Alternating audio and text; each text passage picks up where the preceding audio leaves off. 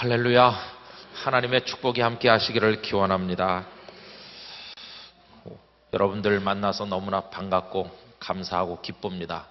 내일 새벽에는 오늘 저녁보다 더우실라는지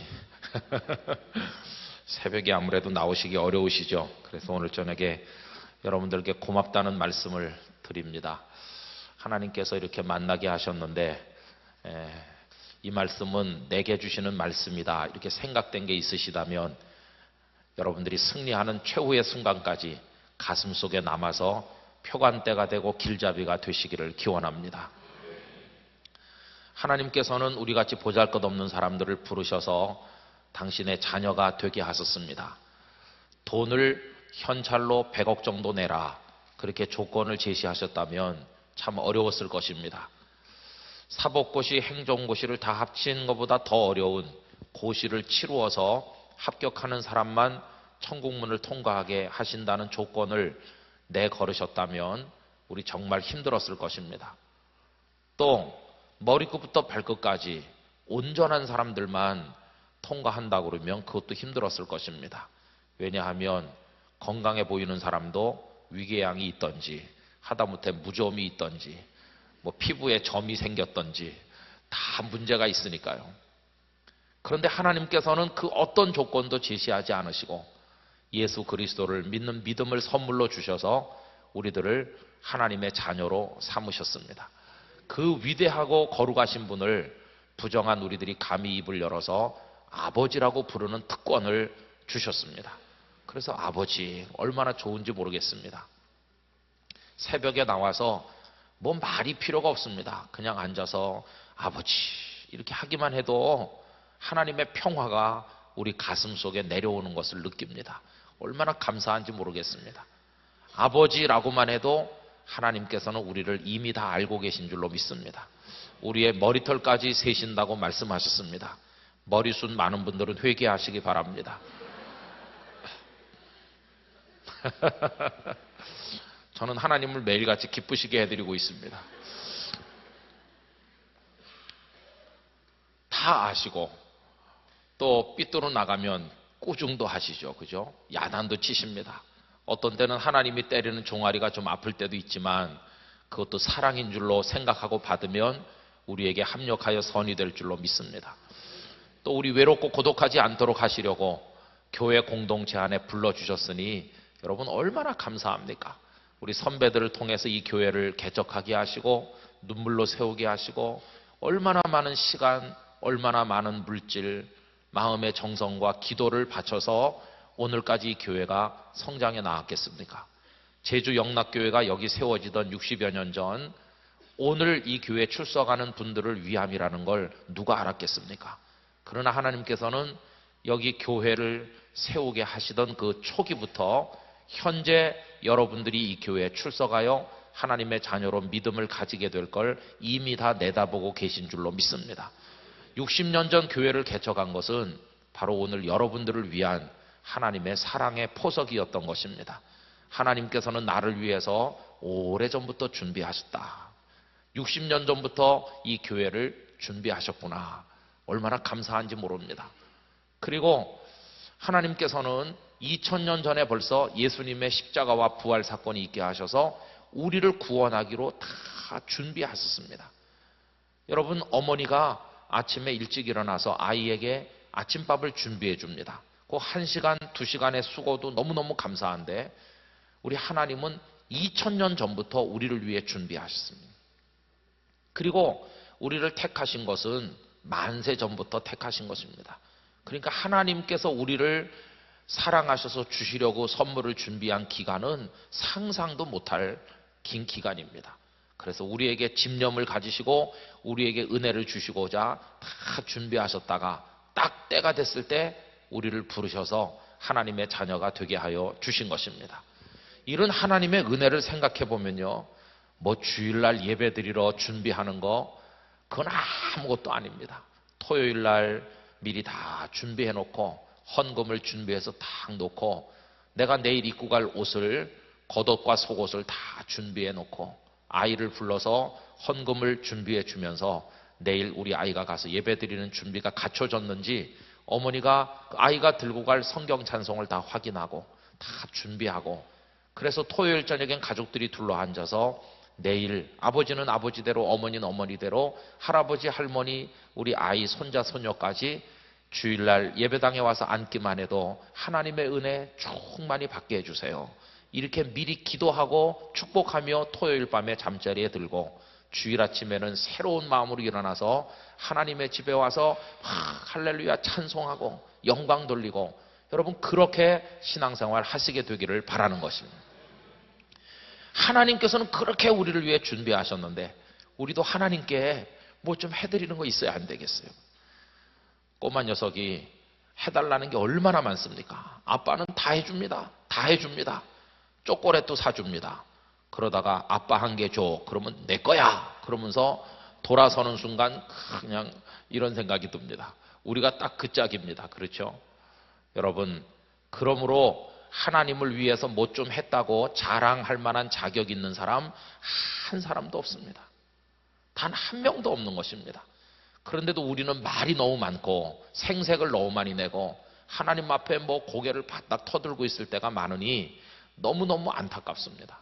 저는 우리 안에 겸손과 온유가 있어야 된다고 믿습니다. 나는 마음이 온유하고 겸손하니 나의 멍에를 메고 내게 배우라 하셨으니 예수님의 겸손과 온유를 우리 영락교회 성도들이 배우시게 되기를 기원합니다. 이 교회를 막 사랑해야 됩니다. 그런데 우리 한국교회는 이런 영적인 아름다운 신앙생활의 열정들이 많이 식었고 땅바닥에 다 떨어졌고 어떻게 하나님을 믿는지 기준이 뿌리부터 흔들리는 그런 때가 온 것 같습니다. 70이 넘은 할머니와 40대 중반 된 남자가 심각한 모습으로 마주 앉아서 이야기를 나누고 있었다고 합니다. 이 두 분의 관계를 알고 보니까 할머니께서는 어머니이시고 그 남자는 그 어머니의 아들이었습니다. 그런데 어머니가 굉장히 심각한 얼굴로 아들을 쳐다봅니다. 그 이유는 이 아들이 어머니 마음에 충격을 안겨드리는 이야기를 했기 때문입니다. 도대체 뭐라고 말을 했는가 했더니 교회 별로 가고 싶지 않다 이렇게 말을 해서 어머니를 충격으로 몰아넣은 것입니다. 어머니께서 말씀했습니다. 도대체 왜 교회를 가기 싫다고 그러는지 이유나 좀 들어보자. 그랬더니 아들이 세 가지 이유를 말했습니다. 첫째, 주일날 아침에 너무 피곤합니다. 좀 늘어지게 자고 싶습니다. 컨디션 안 좋은 날도 많습니다. 둘째, 우리 장로님들 기도를 왜 그렇게 오래 하는지, 창세기부터 요한계시록까지 한번 내려가면 될 텐데 또 거슬러 올라가는 분도 있고, 국내 정세, 국제 정세 다 친절하게 설명해주고 해결책까지 제시하고 그러려고 그러니까 한참 졸다 깨도 아직도 기도가 안 끝났고, 그냥 막 좀이 쑤셔서 죽겠습니다. 세 번째, 제 음악 수준이 굉장한데 어머니도 아시다시피 찬양대원 노래하는 게 그게 도대체 뭡니까? 이게 제대로 화음이 되길 해, 가사 전달이 되기를 해, 냅다 크게만 불러대기지 도무지 시험에 들어가지고 나 못 가겠다고 세 가지를 말하니까 어머니께서 그래도 교회를 가야 될 세 가지 이유를 내가 말해주겠다. 첫째, 우리가 하나님 앞에 나가서 예배 드리는 것은 컨디션 좋은 날은 가고 피곤하면 안 가고 가고 싶으면 가고 실적 나면 그만두고 그런 게 아니다. 사람의 제일 되는 목적은 하나님을 영화롭게 하는 거다. 그러니 네가 중환자실에 산소호흡기 끼기 전까지, 하나님이 너를 부르시기 전까지는 무조건 컨디션 여부에 상관없이 하나님의 집에 나와서 예배를 드려야 된다. 여러분 믿습니까? 둘째, 아니 넌 왜 자꾸 찬양대 핑계대고 장로님 기도 오래 한다고 핑계대느냐? 우리가 교회 가는 것은 하나님 배우러 가는 것이지 사람 보러 가는 것이냐? 넌 사람 보지 말고 그 너머에 계신 하나님 아버지께 경배해라. 하나님을 바라봐라. 사람 때문에 시험 들지 말고 하나님을 바라보고 은혜를 받고 하나님을 높이면 될 거 아니냐. 여러분 거기도 동의하실 수 있으시죠? 세 번째, 네가 교회 가야 되는 이유, 참 너무 유치하고 이런 얘기까지 내 입으로 말해야 될지 잘 모르겠는데 너무 정말 한심하지 않냐. 생각 좀 해봐라. 네가 안 가면 그 교회 어떻게 되냐? 네가 그 교회 담임 목사 아니냐?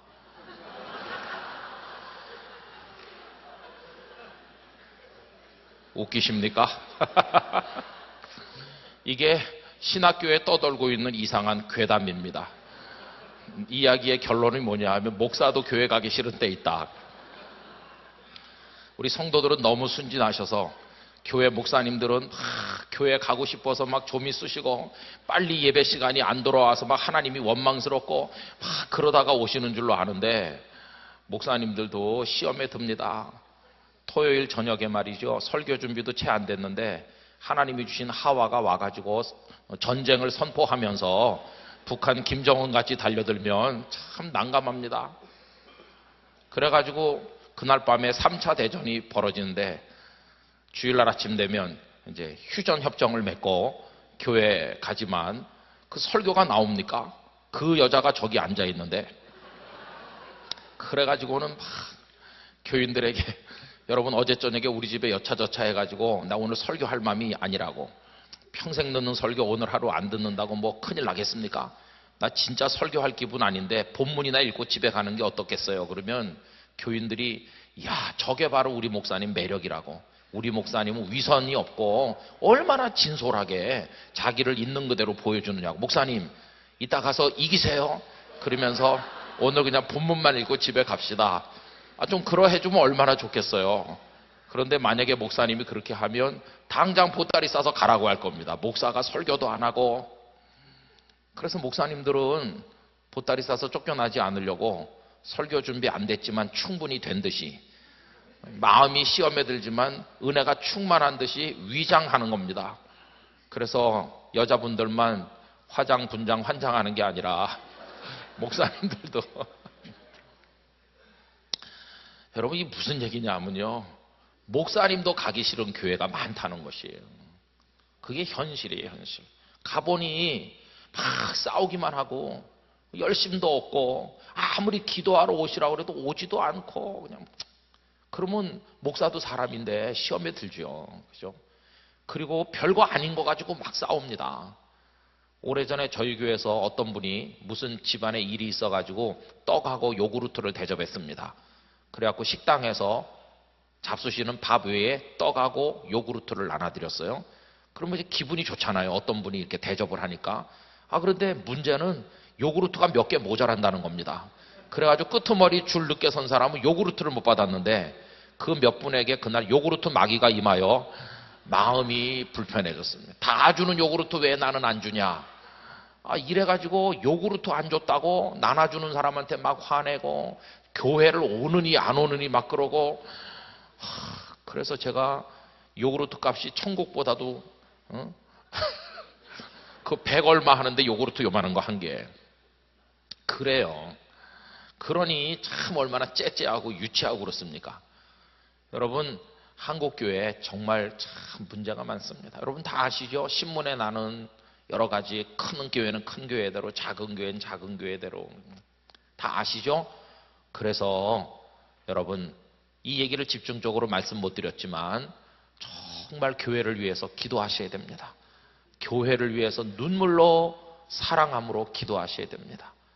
교회를 우리가 사랑하지 않으면 아무도 사랑해 주지 않습니다.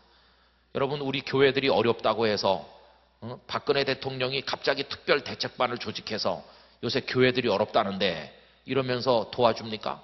제주도의 어느 교회가 위기를 만났다고 해서 여기 도지사님이 갑자기 교회를 위해서 무슨 대책반을 만듭니까? 아무도 관심 없습니다. 문을 닫든지 열든지 뭐 예배를 드리든지 말든지 아무도 관심 없습니다. 이 교회가 어떤 교회인데요? 예수님의 십자가 보혈로 값을 지불하고 세운 주님의 교회인데 교회들이 지금 욕을 당하고 비방거리가 되고 손가락질의 대상이 되고 어디 가서 목사라는 말 하기가 참 부끄러울 때가 있습니다. 왜냐하면 목사 그러면 사람들이 사기꾼인가 이렇게 꼭 보는 것 같아요. 그래서 목사라고 그러면 사람들은 먹사라고 생각하고 장로입니다 그러면은 장농이라고 생각하고 권사라고 그러면은 곤사라고 그러는데 곤조만 부린다고 곤사라고 그러고 집사입니다 그러면 잡사라고 그러고 그런데요. 너무너무 창피하고 어디 가서 말을 못 하겠어요. 이게 우리 현실이에요. 우리끼리 하는 얘기니까 하는 얘기인데 나가서 그렇게 안 믿는 분한테 말하지 말으십시오.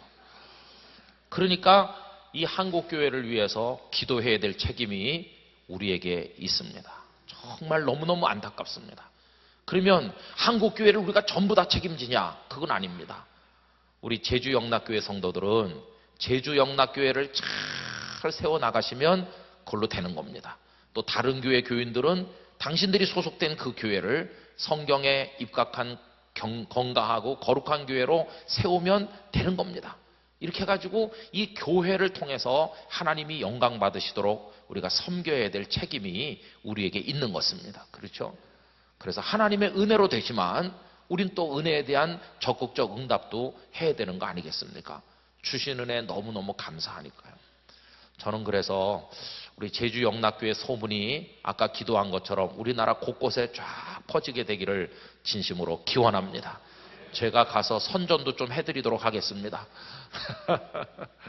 정말 너무너무 안타까운 일입니다. 그래서 저는 이렇게 생각합니다.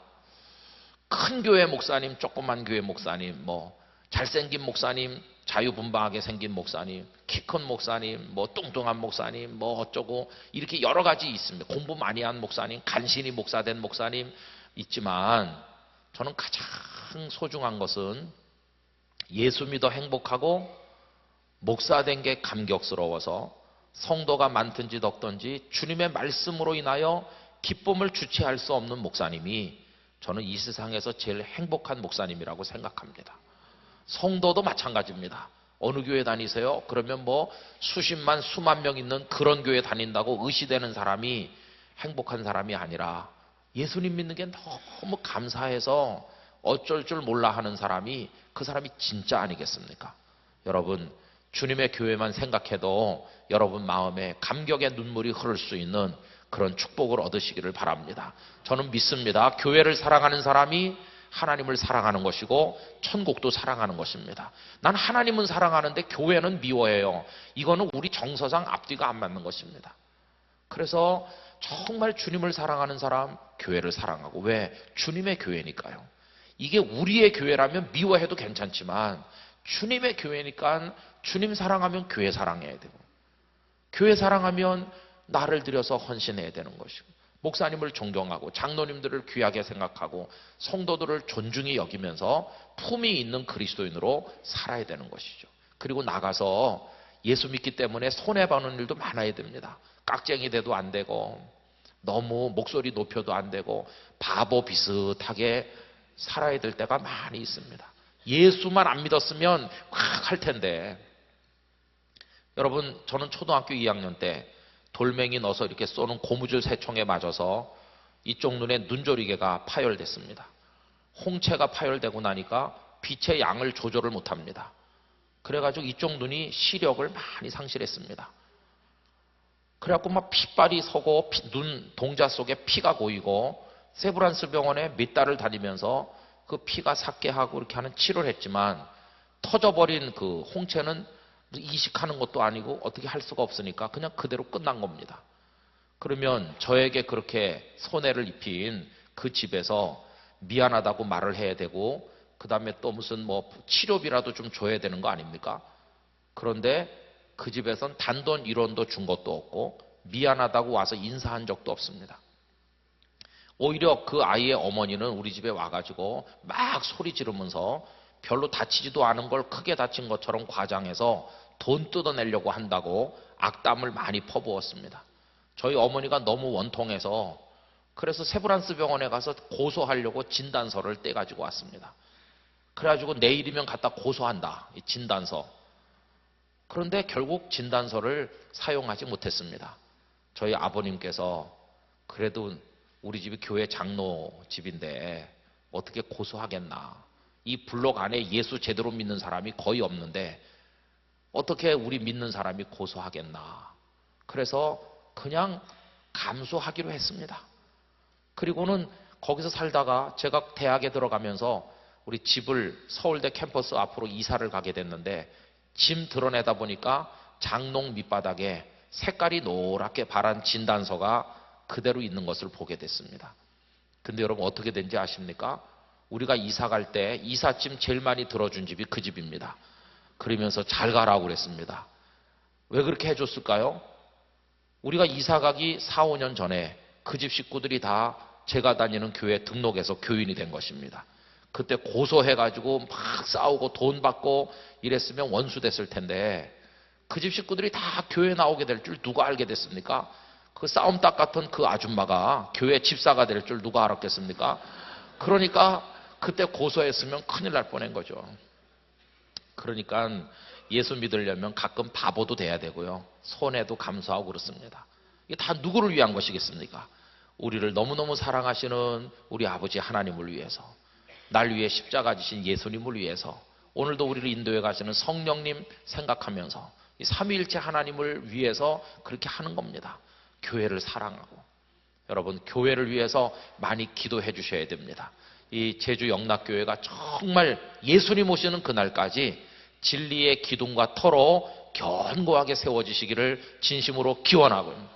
여러분들이 강단에서 흘러나오는 생수의 물을 마시고 또 여기서 흘러나오는 생명의 꼴로 배부름을 얻으시고 여러분이 살고 가정이 복을 받고 하늘의 축복의 통로가 되는 그런 교회, 그런 행복한 성도 되시기를 진심으로 기원합니다. 그동안 약속의 자녀들은 어떻게 사는지에 관해서 생각해 왔습니다. 하나님께서 우리를 약속의 자녀로 부르셔서 그 창세기를 쭉 통해서 첫째 날 저녁에 말씀드리고 끝까지 이 자부심을 가지고 살아야 된다고 그랬습니다. 이삭은 하나님께서 내가 내게 지시할 땅에 머물러라 그랬더니 순종하는 믿음을 통해서 승리했다고 그랬습니다. 그러면서 하나님이 있으라고 한 곳이 거기가 바로 거룩한 곳 성지라고 말씀드렸습니다. 그리고 야곱은 어떻게 했습니까? 야곱은 아무것도 할 수 없는 베델에 누워서 잠을 잤는데 그건 죽은 거와 같이 무능한 절대 무능인데 하나님이 은혜의 사다리를 내려주시고 은혜로서 그가 살게 됐다고 그랬습니다. 그런데 그거 모르고 자기 힘으로 얻고자 했을 때 그 아내인 라헬도 그런 것처럼 얻었으나 누리지는 못하는 복을 받은 것 같지만 실제로는 복이 아닌 고통만이 있는 그런 삶을 살았다고 그랬습니다. 여러분, 진정으로 하나님의 자녀들은 하나님의 은혜로 누리는 것이 진정한 복인 것을 기억하고 하나님을 바라봐야 된다는 것을 말씀드렸습니다. 오늘 새벽에는 주어를 바꿔야 된다고 말씀드렸습니다. 그렇죠? 내가 꿈도 꾸고 이것도 하고 저것도 다 해서 되는 게 아니라 인본주의가 아니라 하나님께서 나를 사랑하시고 하나님께서 나에게 은혜를 주시고 하나님께서 나에게 꿈도 이런저런 마음도 다 주심으로 하나님 주도형의 인생을 살아가는 그런 사람이 돼야 된다는 것을 말씀드렸습니다. 여러분, 이 말씀들을 주제별로 마음속에 정리하셔서 또 생각하시고 또 묵상하시고 성경을 또 읽으시면 그 묵상이 심화되고 폭이 넓어져서 여러분들에게 끊임없는 생수의 축복이 될 줄로 믿습니다.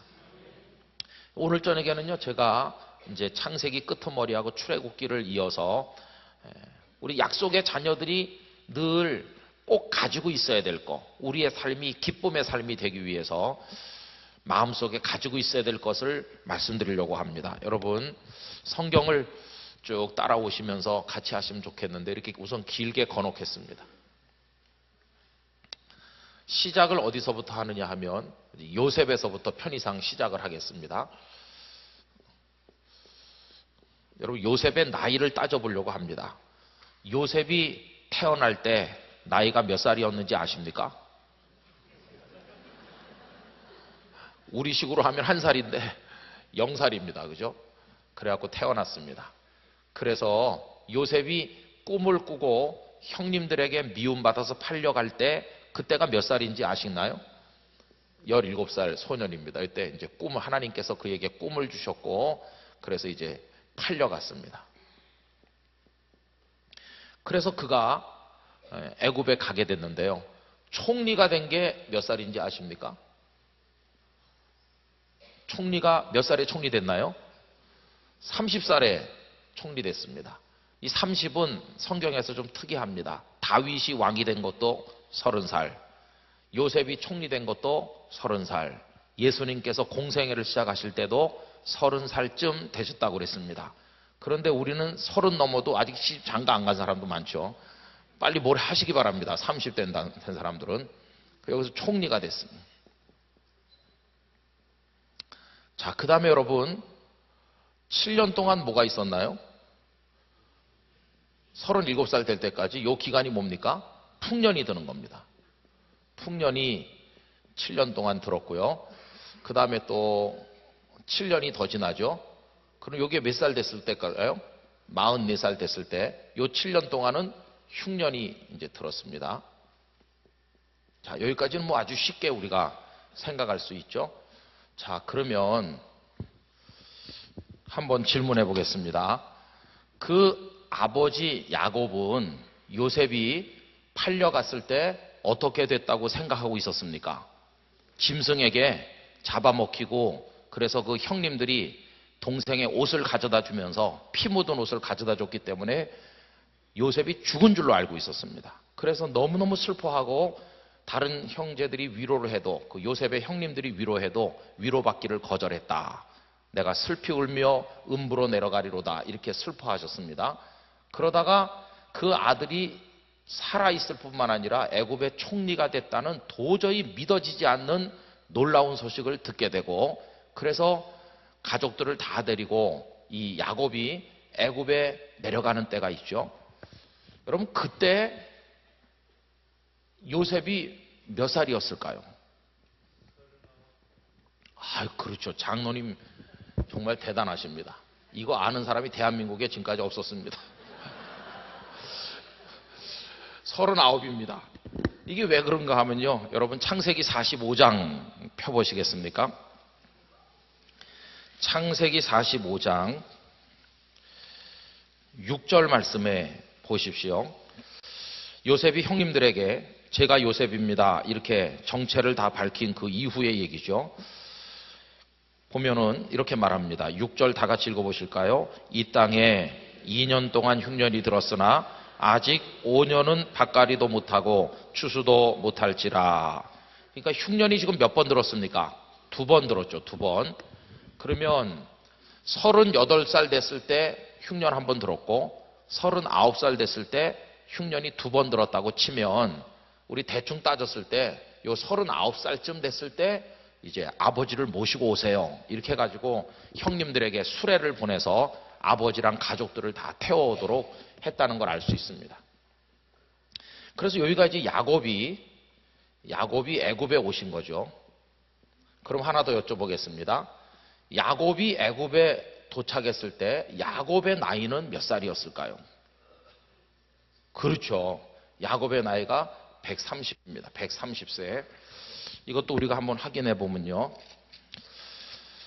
47장으로 가십니다. 47장 9절 말씀 보시면 다 같이 읽어보십시다.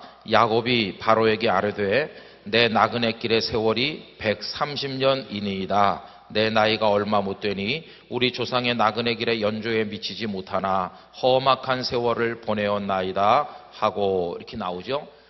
바로 왕을 만나게 됐습니다. 총리의 아버지가 도착했다 하는 소식을 듣고 바로 왕이 접견하는데 나이가 얼마냐고 연세가 얼마냐고 물어보니까 130이라고 지금 말씀하셨어요.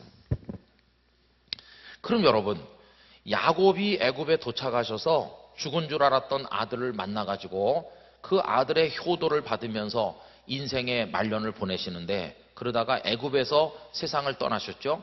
그러면 이 야곱이 애굽에 머문 시간이 몇 년입니까? 몇 년 동안 요셉과 함께 행복한 시간을 보내다가 떠나셨을까요? 애굽과 함께 살았던 시간 얼른 생각이 안 나십니까? 여러분 47장 28절 말씀 47장 28절 말씀 거기 아주 정확히 나옵니다. 다 같이 읽어보십시다. 야곱이 애굽 땅에 17년을 거주하였으니 그의 나이가 147세라 나오죠? 17년 살았습니다. 17년을 살았어요. 그러면 요셉은 아버지 도착할 때 아버지는 130이고 그 아들은 39이죠. 그러면 도대체 몇 살에 난 겁니까?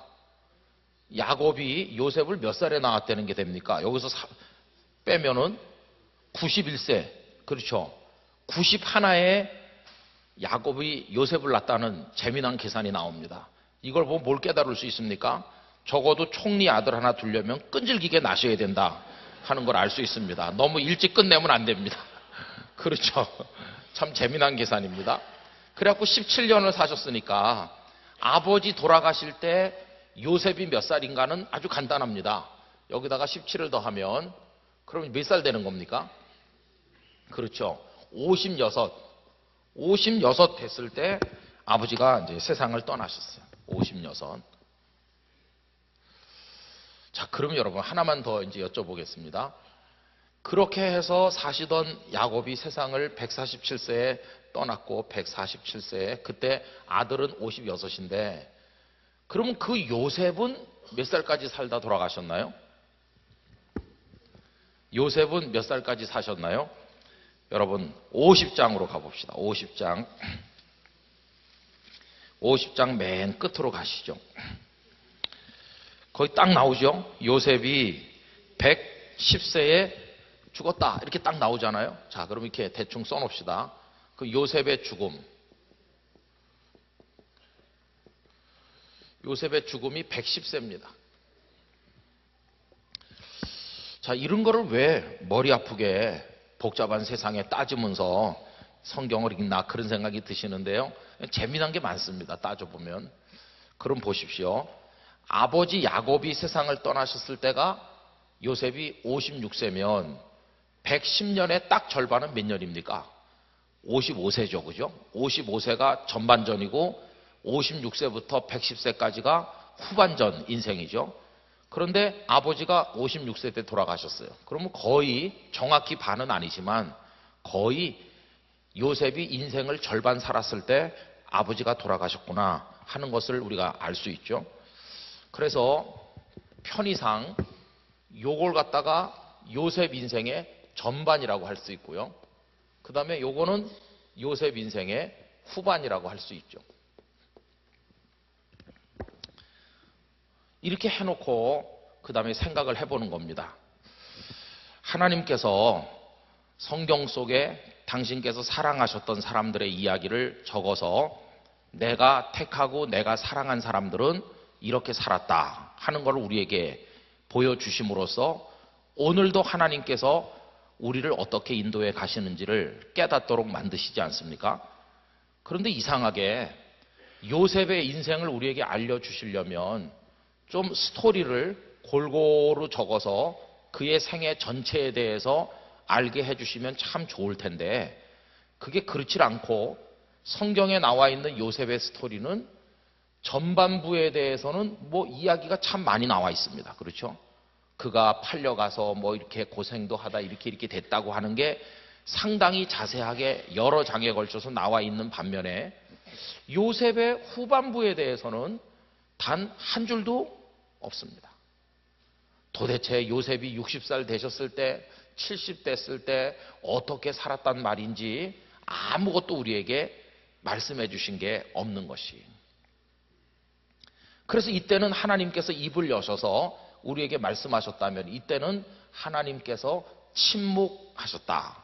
요셉의 인생 후반부에 대해서는 그런 생각이 들지 않습니까? 그래서 제가 하나님 앞에 마음으로 이런 생각을 했습니다. 하나님, 요셉과 같이 하나님이 사랑하셨던 사람의 이야기를 들려주시려면 전반전에 대해서도 후반전에 대해서도 좀 골고루 말씀해 주시면 좋을 텐데 왜 후반부에 대해서는 아무것도 말씀하시지 않으셨나요? 이런 궁금한 생각을 제가 가지게 됐다는 겁니다. 그러다가 어느 날 퍼뜩 깨닫게 됐습니다. 여러분, 역사라고 하는 게 뭔지 한번 생각해 보십시오. 역사는 과거에 있는 것을 갖다가 기록한 겁니다. 그죠? 그래서 여러 가지 견해가 있는데 과거 그 자체가 역사이기도 합니다. 과거 자체가 이 속에 많은 사람이 있었고 사건이 있었고 뭐가 있었죠. 그 자체가 역사다 그렇게 말할 수도 있고요. 또 하나는 과거를 기록한 것이 역사다 그렇게 말할 수도 있습니다. 그래서 기록되지 않은 과거는 역사가 아니다 그렇게 말합니다. 여러분 옛날에 얼마나 많은 사람이 살았겠습니까? 그리고 그 사람들이 태어나서 뭘 먹고 뭘 입고 어떤 꿈을 꾸고 어떤 사랑을 하고 어떻게 살다가 죽었는지 얼마나 많은 게 있습니까? 그러나 우리가 그걸 다 압니까? 모릅니까? 다 모릅니다. 우리가 역사라고 아는 건 무엇뿐입니까? 그 많은 것들 중에서 기록돼서 우리에게 전해진 것만 우리가 역사로 알고 있을 뿐이고 기록되지 못하고 없어진 많은 것들은 우린 역사가 아니라고 생각합니다. 그렇죠? 그럼 여기서 아주 중요하게 대두되는 게 뭐겠습니까? 그걸 기록한다는 거. 이 기록이 역사를 만들기도 하고 역사를 없애기도 하고 이 기록이 중요하다는 것을 알 수 있습니다. 그런데 여러분, 우리는 이 역사를 생각할 때 이거 시간의 흐름이니까요. 시간이 쭉 흘러가니까 여기는 과거고 지금 여기는 현재고 이쪽은 이제 미래다 이렇게 생각하죠. 미래는 계속 진행형이죠. 그러면 이쪽 현재서부터 미래까지는 역사의 대상이 아닙니다. 아직 오지 않았으니까요. 현재 내가 여기 서 있는데 현재를 기점으로 이미 지나간 시간, 요 과거만 역사의 대상이 됩니다. 자, 그러면 이건 앞에 있었던 거고 이건 지금 있는 거고 이건 나중에 있는 거죠. 그러면은 현재 내가 가난하다. 응? 그럼 왜 가난하냐를 물어봐야 되겠죠. 여러분, 내가 현재 가난한 이유는 뭡니까? 여기서 이유를 찾아야 되죠. 내가 어렸을 때 하도 농땡이 부리고 공부 안 하고 배운 게 하나도 없고 그래서 취직하려고 그러니까 직장도 못 구하고 그래서 내가 직장을 제대로 못 구하다 보니까 오늘 가난하다 이렇게 보통 말하죠. 그러면 오늘 가난하다는 거는 결과입니다. 결과. 그렇죠? 그러면 이쪽에 농땡이 부리고 학교도 안 가고 그냥 땡땡이 치고 공부 안 하고 못되게 굴었던 건 뭡니까? 가난한 결과를 가져온 원인이죠. 원인. 그렇게 원인이 있으니까 그런 결과가 있다. 그런 씨를 뿌렸으니까 지금 그런 열매를 거두는 거다. 콩 심은 데 콩 나고 팥 심은 데 팥 나는 거다. 이렇게 생각하죠. 그래서 역사를 생각할 때 과거가 현재를 결정한다. 이건 상식입니다. 그죠? 과거에 우리 조상들이 멋지게 나라를 섬겼으면 현재 그 자손들이 부요를 누리고 나라가 강대해지는 거고 과거에 당파 싸움이 나고 형편없이 하면 현재 그 후손들이 고통받게 되는 거고 과거가 원인이고 현재는 결과고 이게 우리 상식입니다. 그렇죠? 그런데 과거가 현재를 결정한다고 하는 이 상식을 완전히 뒤집어버린 이상한 역사학자가 한 사람 등장인 것입니다. 그 사람이 누구냐 하면은 E.H. 카라고 하는 사람인데요. 이 사람은 완전히 거꾸로 말했습니다. 과거가 현재를 결정하는 게 아니다. 그러면 뭐냐? 현재가 과거를 결정하는 거다. 이런 이상한 얘기를 했습니다.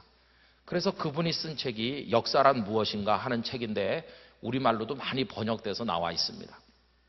제가 그 책을 여러 번 읽었는데요. 그 책에서 힌트를 얻는 거죠. 여러분, 과거가 현재를 결정하는 게 아니고 현재가 과거를 결정한다는 게 무슨 얘기냐? 아까 말씀드린 이 기록에 관한 얘기입니다. 제가 예를 들어 보겠습니다. 오늘인지 어저께인지 그 일본 아베라고 하는 사람이 우리나라를 침략해가지고 지배한 역사를 뭐 지워버리겠다는 식으로 아주 망언을 계속 일삼고 있고 전부 야스쿠니 신사에 가서 참배하고 지금 일본이 제정신이 아닌 것 같죠. 그런데 지나간 100년 역사를 우리 고등학생들에게 가르치기 위해서 역사 교과서를 하나 만든다고 생각해 보세요. 그래서 어느 대학에서 강의를 하고 있는 김길동 교수님을 만나가지고 지나간 우리나라 100년 역사를 집필해 주시겠습니까? 이렇게 했더니 그 김길동 교수가 책을 하나 써서 줬어요. 그런데 읽어보니까 이런 내용으로 돼 있어요. 우리가 일본에게 35년 동안 지배받았다. 그 만 35년 지배받은 건 우리 민족 5천년 역사에 있어서 가장 영광스럽고 축복된 시간이었다. 왜냐하면 그 35년 동안에 다리도 많이 났고 도로도 닦았고 철도도 났고 그 35년이 아니었더라면 우리나라가 근대화되지 못했을 텐데 일본 사람들의 은혜로 말미암아 우리가 35년 동안 나라가 이렇게 근대화된 거다. 일본인의 은혜를 잊으면 안 된다. 이렇게 역사책을 썼다 그러면은 일본 사람들이 지금 말하는 거와 똑같아요. 아베 같은 사람이 말하는 거와 논리가 똑같은 겁니다. 여러분, 그 책을 가지고 우리 학생들에게 가르칠 수 있겠습니까? 이건 말도 안 되는 거죠. 그리고 이 김길동 교수는 왜 그런 이상한 역사책을 썼을까 하면은요, 이 사람이 식민지 사관을 가지고 있는 사람이기 때문에 그렇게 쓰는 겁니다. 그럼 보세요. 과거라는 게 여러 개가 있는 게 아니잖아요. 과거는 하나가 있습니다. 그런데 김길동이라는 사람이 그 과거를 볼 때 그 사람의 눈에 쓴 안경 색깔이 시커멓다 보니까 과거가 다 시커멓게 보이는 거죠.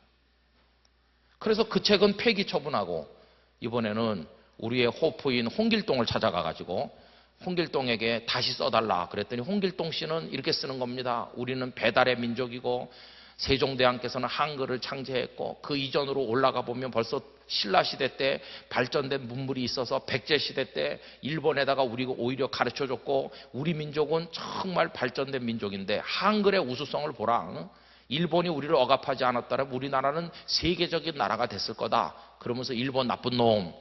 이런 정반대의 책을 쓰는 거예요. 그리고 이분은 왜 그렇게 쓰느냐. 홍길동 교수의 과거가 따로 있는 게 아니고요. 똑같은 과거인데 홍길동 교수는 눈에 쓴 렌즈 색깔이 붉은색 렌즈를 쓰고 있으니까 붉게 보이는 거죠. 김길동 교수는 시커먼 걸 쓰고 있으니까 과거가 시커멓게 보이고. 그 E.H. 카라는 교수가 말하는 게 그겁니다. 기록하는 사람이 어떤 눈으로 과거를 보느냐에 따라서 과거가 검정으로 보이기도 하고 하얗게 보이기도 하고 파랗게 빨갛게 보이기도 하고. 그러니까 기록하는 사람은 어디 살고 있습니까? 현재 지금 살고 있는 사람 아니에요. 현재 살고 있는 그 사람이 과거를 되돌아보면서 어떤 기준으로 기록하느냐에 따라서 역사가 동그랗게 나오기도 하고 네모나게 나오기도 하니까 현재가 과거를 결정한다고 하는 말이 맞다. 이렇게 그 책 속에서 그 E.H. 카라는 사람이 주장하는 거예요. 얼마나 설득력 있습니까? 여러분 이걸 이제 제가 읽으면서 힌트를 얻은 겁니다. 어떤 힌트요? 하나님 왜 여긴 아무것도 안 쓰셨나요? 그럼 아까 이 얘기에서 홍길동, 김길동 교수 보고 왜 이렇게 썼어요? 그러면은 누구 맘대로 쓴 겁니까? 김길동 교수는 김길동 교수 맘대로 쓰는 거고 홍길동 교수는 자기 생각대로 쓰는 거고. 그러면 이게 뭡니까? 결국은 쓰는 사람 맘대로잖아요. 이 간단한 원리를 그때서야 알았어요. 하나님 아버지 왜 요셉의 여긴 아무것도 안 쓰셨어요? 왜 여기만 많이 쓰셨어요? 그랬더니 하나님께서 제 마음에 이 멍청한 여사가 내 맘대로 쓰는 거야. 내 맘대로. 여러분 성경이 이게 얼마짜리 책입니까? 이게 성경이. 성경은요 한 3, 4만 원 주면 살 수 있습니다. 이건 책입니다. 책. 종이로 만들었고 잉크로 찍어가지고 이건 책입니다. 책. 구겨지기도 하고 찢어지기도 하고 떨어지기도 하고 그래요. 제가 지금까지 샀던 성경책 중에서 제일 싼 성경은 100원이었습니다. 100원. 제가 서울에서 부목사로 있는 교회 밑에 점포를 막 새로 수리를 하길래 물어봤습니다. 아저씨 여기 뭐 하시는데요? 하니까 중고 서점을 할 거라는 거예요. 매일 가면서 오면서 언제 오픈하느냐 물어보고 이렇게 알게 됐어요. 드디어 가게가 다 된 다음에 책꽂이를 다 만들어 놓고 이제 책을 가져다가 이제 꽂는 거죠. 저는 책을 가져오면 이렇게 한 30권씩 끈으로 묶어서 이렇게 가져오는 줄 알았어요. 그랬더니 여러분 공사장에 벽돌 부리는 트럭 봤습니까? 벽돌 부릴 때 트럭에 싣고 와갖고 이렇게 들면 트럭에서 그 벽돌이 쫙 이렇게 땅에 쏟아지잖아요. 책을 그렇게 부리더라니까. 길거리에다가 사람 막 다니는 인도 위에다가 트럭이 와갖고 이렇게 하니까 어디서 그 많은 중고 헌책을 가져왔는지 책이 막 산더미 같이 두 더미 세 더미 그냥 사람 다니는 인도에 그냥 막 쌓이는 거예요. 참 가슴 아픈 것은요 그 중에 성경책이 많더라는 것입니다. 성경책이. 그래서 제가 너무 마음이 아파서 아저씨 오늘 이 책 살 수 있어요? 그러니까 아직 다 꽂지도 않았는데요. 꽂지 않았지만 내가 사고 싶은 책들이 있는데요. 그러니까 사라고 그래요. 한 권에 얼마입니까? 그러니까 손님은 자주 왔다 갔다 했으니까 게시하는 건데 손님이 그냥 한 권에 100원씩 가져가라고 그래요. 그래서 제가 그날 거금 2,000원을 주고 성경을 20권 샀습니다. 한 권당 100원. 그 중에 하나가 주석이 아주 좋은 톰슨 바이블 거의 새 거나 마찬가지인 책을 100원 주고 샀습니다. 그 100원짜리 성경을 가지고 설교를 얼마나 많이 만들어냈는지 모릅니다. 그러면 책값이 얼마냐? 100원입니다. 왜? 책이니까요. 그러나 가치가 얼마냐 그러면 사람의 언어로 형언할 수 없습니다. 왜요? 생명의 말씀이니까요. 그건 성경이지만 동시에 하나님께서 쓰신 하나님의 말씀 아닙니까? 여러분, 성경이 하나님의 감동으로 기록된 하나님의 말씀이라는 거 믿으시죠? 성경의 저자가 누구이십니까? 하나님이십니다. 사람들이 쓴 것 같지만 하나님의 영감으로 감동으로 쓰신 하나님이 지으신 분이십니다. 지은이 하나님이세요. 그러니까 하나님, 왜 요셉의 이거는 안 쓰셨어요? 그러니까 이놈아, 쓰는 사람 마음대로라는데 네가 왜 말이 많냐? 그러면 제가 그날 그 생각을 하면서 제 목양실 창문에서 바다가 내려다 보입니다. 그 바다는 제주도랑 연결되어 있습니다. 근데요, 참 그날 충격받았습니다. 제 마음속에요. 그렇구나. 요셉이라는 한 사람의 인생이 두루마리 펼쳐지듯이 쫙 펼쳐져 있는데 하나님께서 뭘 쓸까? 그러면서 내려다 보시다가 절반만 쓰셨구나. 절반은 한 줄도 안 쓰셨구나. 이런 생각이 탁 드는 순간 그게 저에게 적용이 되면서 내가 앞으로 얼마나 더 살다 갈지 모르지만 예를 들어서 한 80년 살다 간다고 그러면 태어나서 80세까지 저의 인생을 쫙 펼쳐놨을 때 하나님께서 내려다보면서 내가 너에게 은혜도 많이 주고 복도 많이 줬는데 그래 네가 어떻게 살았는지 내 자식으로서 어떻게 살았는지 한번 보자 하고 내려다보실 때 하늘나라에 기록해서 남길 만한 가치가 하나도 없어서 한 줄도 써둘 게 없다고 말씀하신다면 나는 분명히 이 땅에 80년 숨쉬고 살긴 살았는데 안 사는 것과 똑같은 사람이 되는구나. 안 태어난 사람과 똑같구나 하는 생각을 가지게 됐다는 것입니다. 그럼 여러분, 저는 제가 느꼈던 영적 부담감을 우리 영락교회 성도님들도 오늘 저녁에 느끼시기를 바라고요. 평생 느끼시기를 바랍니다. 여러분의 인생을 하나님의 눈앞에 쫙 펼쳐놨을 때 야, 어쩌면 그렇게 너는 나한테 효도를 했냐? 넌 진짜 내 딸이고 내 아들이다. 내가 그거 잊지 않고 꼭 써서 하늘나라에서 내가 너한테 면류관 주고 상급 줄게. 그렇게 하나님이 써두실 게 많은 인생을 사신다고 생각하십니까? 아니면 헛살기 때문에 하나님이 내 인생 보시고 써둘 게 두어줄 밖에 없다고 말씀하시진 않을까? 여러분, 이런 영적 부담감, 그거를 우리가 느껴야만 된다는 것입니다. 그래야 어떻게 하나님의 자녀로 살까를 위해서 고심하게 되는 것입니다. 이 고민은 거룩한 고민이고 이 고민은 우리로 하여금 하나님 앞에 무릎을 꿇게 만들어주고 하나님의 은혜를 더 갈망하면서 응답하는 크리스찬이 되도록 우리를 성숙시켜 갈 것이고 그 말씀을 붙들고 더 몸부림치며 하나님 앞에 값어치 있는 인생을 살게 해달라고 눈물로 기도하며 살 때 우리들은 효성스러운 하나님의 아들과 딸이 되는 것이고 그때 진짜 부끄럽지 않은 약속의 자녀로 살게 되는 줄로 믿습니다. 그게 우리에게 정말 필요한 것입니다. 그래서 제가 굉장히 영적 부담을 많이 느꼈습니다. 장수하는 게 뭘까? 오래 사는 것이죠. 진짜 오래 사는 건 뭘까? 물리적으로 시간을 들여서 보약 많이 먹고 운동 많이 하고 그래서 하여튼 하루라도 더 사는 게 장수입니까? 저는 그렇지 않다고 생각합니다. 그건 육체적 장수일 뿐 영적 장수는 따로 있다고 생각합니다. 영적 장수는요, 하늘나라에 써둘 게 꽉 차서 많이 기록되도록 사는 사람이 영적으로 장수하는 사람이라고 믿습니다. 불과 나이 30, 40대 중년에 갑자기 세상을 떠나도 짧은 세월밖에 안 살았지만 써둘 게 많도록 하나님의 은혜에 감사하는 마음으로 사는 사람은 장수한 사람이고 100년을 살았어도 써둘 게 없이 산 사람은 이 사람은 세상에 태어나지 않은 사람과 똑같다는 것입니다. 어떤 게 진정한 장수일까?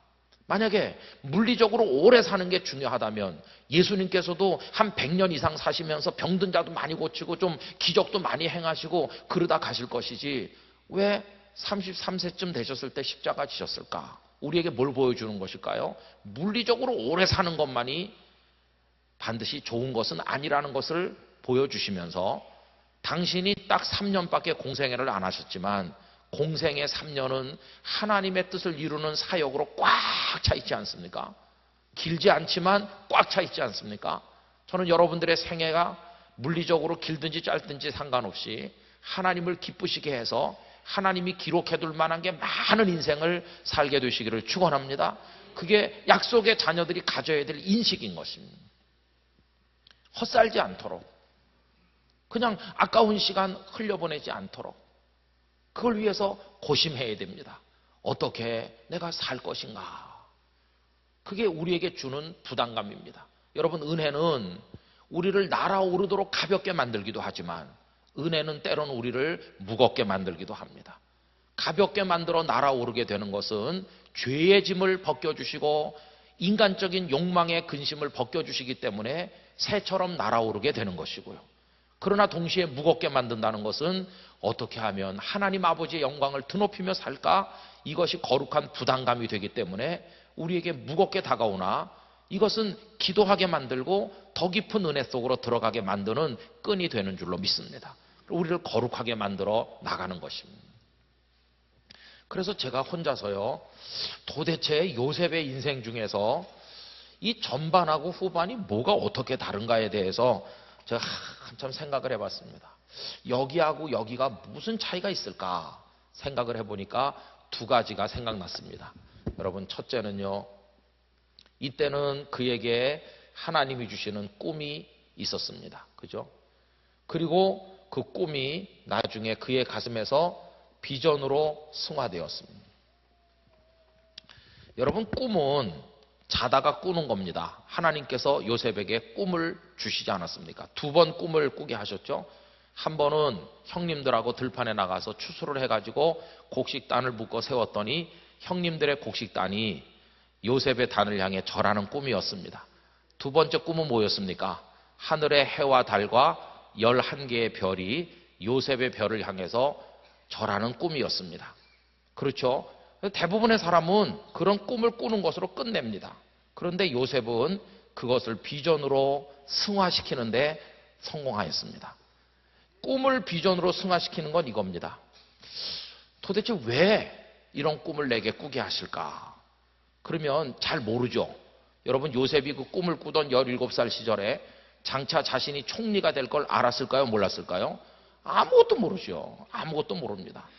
하나님께서 꿈을 꾸게 하신 그날 밤에 아침에 자고 깨니까 옆에 책자가 하나 떨어져 있는데 전설 따라 삼천리에 나오는 것처럼 그걸 열어보니까 네가 조금 있다가 애굽에 가게 된단다. 노예가 된단다. 그리고 이상한 여자가 너를 유혹할 것이란다. 이렇게 미리 스케줄을 다 알려주셨으면, 각본을 미리 알려주셨으면 요셉이 참 마음이 편했을 것 같아요. 그죠? 그런데 그런 거 일절 말씀하지 않는 겁니다. 꿈은 꿨는데 어떻게 될는지 요만큼도 모르는 것이죠. 그런데 하여튼 꿈을 가만히 생각해 보니까 여러분, 꿈속에 공통점이 있는 거를 바보가 아니라면 알 수 있죠. 공통점이 뭡니까? 나는 절을 받는 사람이 되는 거예요. 다른 사람은 나에게 절을 하고 나는 절을 받는다. 그런데 누가 절을 합니까? 심지어는 형님들도 내게 절을 하고 아버지도 나한테 절을 한다. 여러분, 가족이 여러 형제가 있을 때 어떤 형님이 동생에게 절합니까? 그 있을 수가 없는 일입니다. 야 그러는 거죠. 오히려 동생이 형님 그러는 거죠. 그런데 형이 동생에게 절하고 아버지도 아들에게 절하게 되는 경우는 뭐냐 하면 공식적 관계에서 그렇게 된다는 겁니다. 예를 들어서 어떤 집에 딸아이를 키웠는데 이 딸아이가 늘 아버지에게 문안드리면서 절했습니다. 그런데 딸애가 중전마마가 되고 나면 아버지는 아무리 딸이지만 앞에 가서 예를 올려야 됩니다. 공식적 관계에서 상전이 된 거예요. 그죠? 그러니까 아버지나 형님까지도 동생에게 절을 한다는 거는 요셉이 집안에서 그냥 뭐 목소리 큰 사람 되는 게 아니라 공식적 관계에서 높은 사람이 된다는 걸 보여주는 겁니다. 그렇다면 요셉이 알았을 거 아닙니까? 그 꿈을 두 번 꾸게 하신 하나님의 뜻을 무엇입니까? 하나님 아버지께서 나를 존귀하게 하신다. 그걸 아는 겁니다. 그죠? 나를 높여주실 것이다. 이걸 알았어요. 근데 거기서 끝나면 안 되는 거죠. 그 다음에 꼭 하나님의 자녀가 물어봐야 될 게 있습니다. 꼭 질문해야 될 게 뭐냐 하면 왜? 라고 하는 질문이죠. 도대체 그러면 왜 나를 높여주시는 것일까? 형제 순서로 보면 12명 중에 11번째 불과한데 왜 나를 높여주시는 것일까? 도대체 무엇을 위해서? 이걸 고심하는 거죠. 근데 그 내용을 압니까? 모릅니까? 모르는 거죠. 모르지만 결단하여 기도합니다. 하나님, 제가 필요하십니까? 저를 높여서라도 뭔가를 하실 계획을 가지신 게 틀림없으시군요. 그렇다면 저같이 미천하고 보잘것 없더라도 하나님 아버지의 뜻을 이루는데 필요하다면 저의 생명까지 드리겠사오니 저를 써주시옵소서 하고 자신의 전 생애를 하나님께 맡길 때, 드릴 때, 그때 그게 꿈이 아니고 무엇으로 승화되는 것일까요? 비전으로 승화된 것이.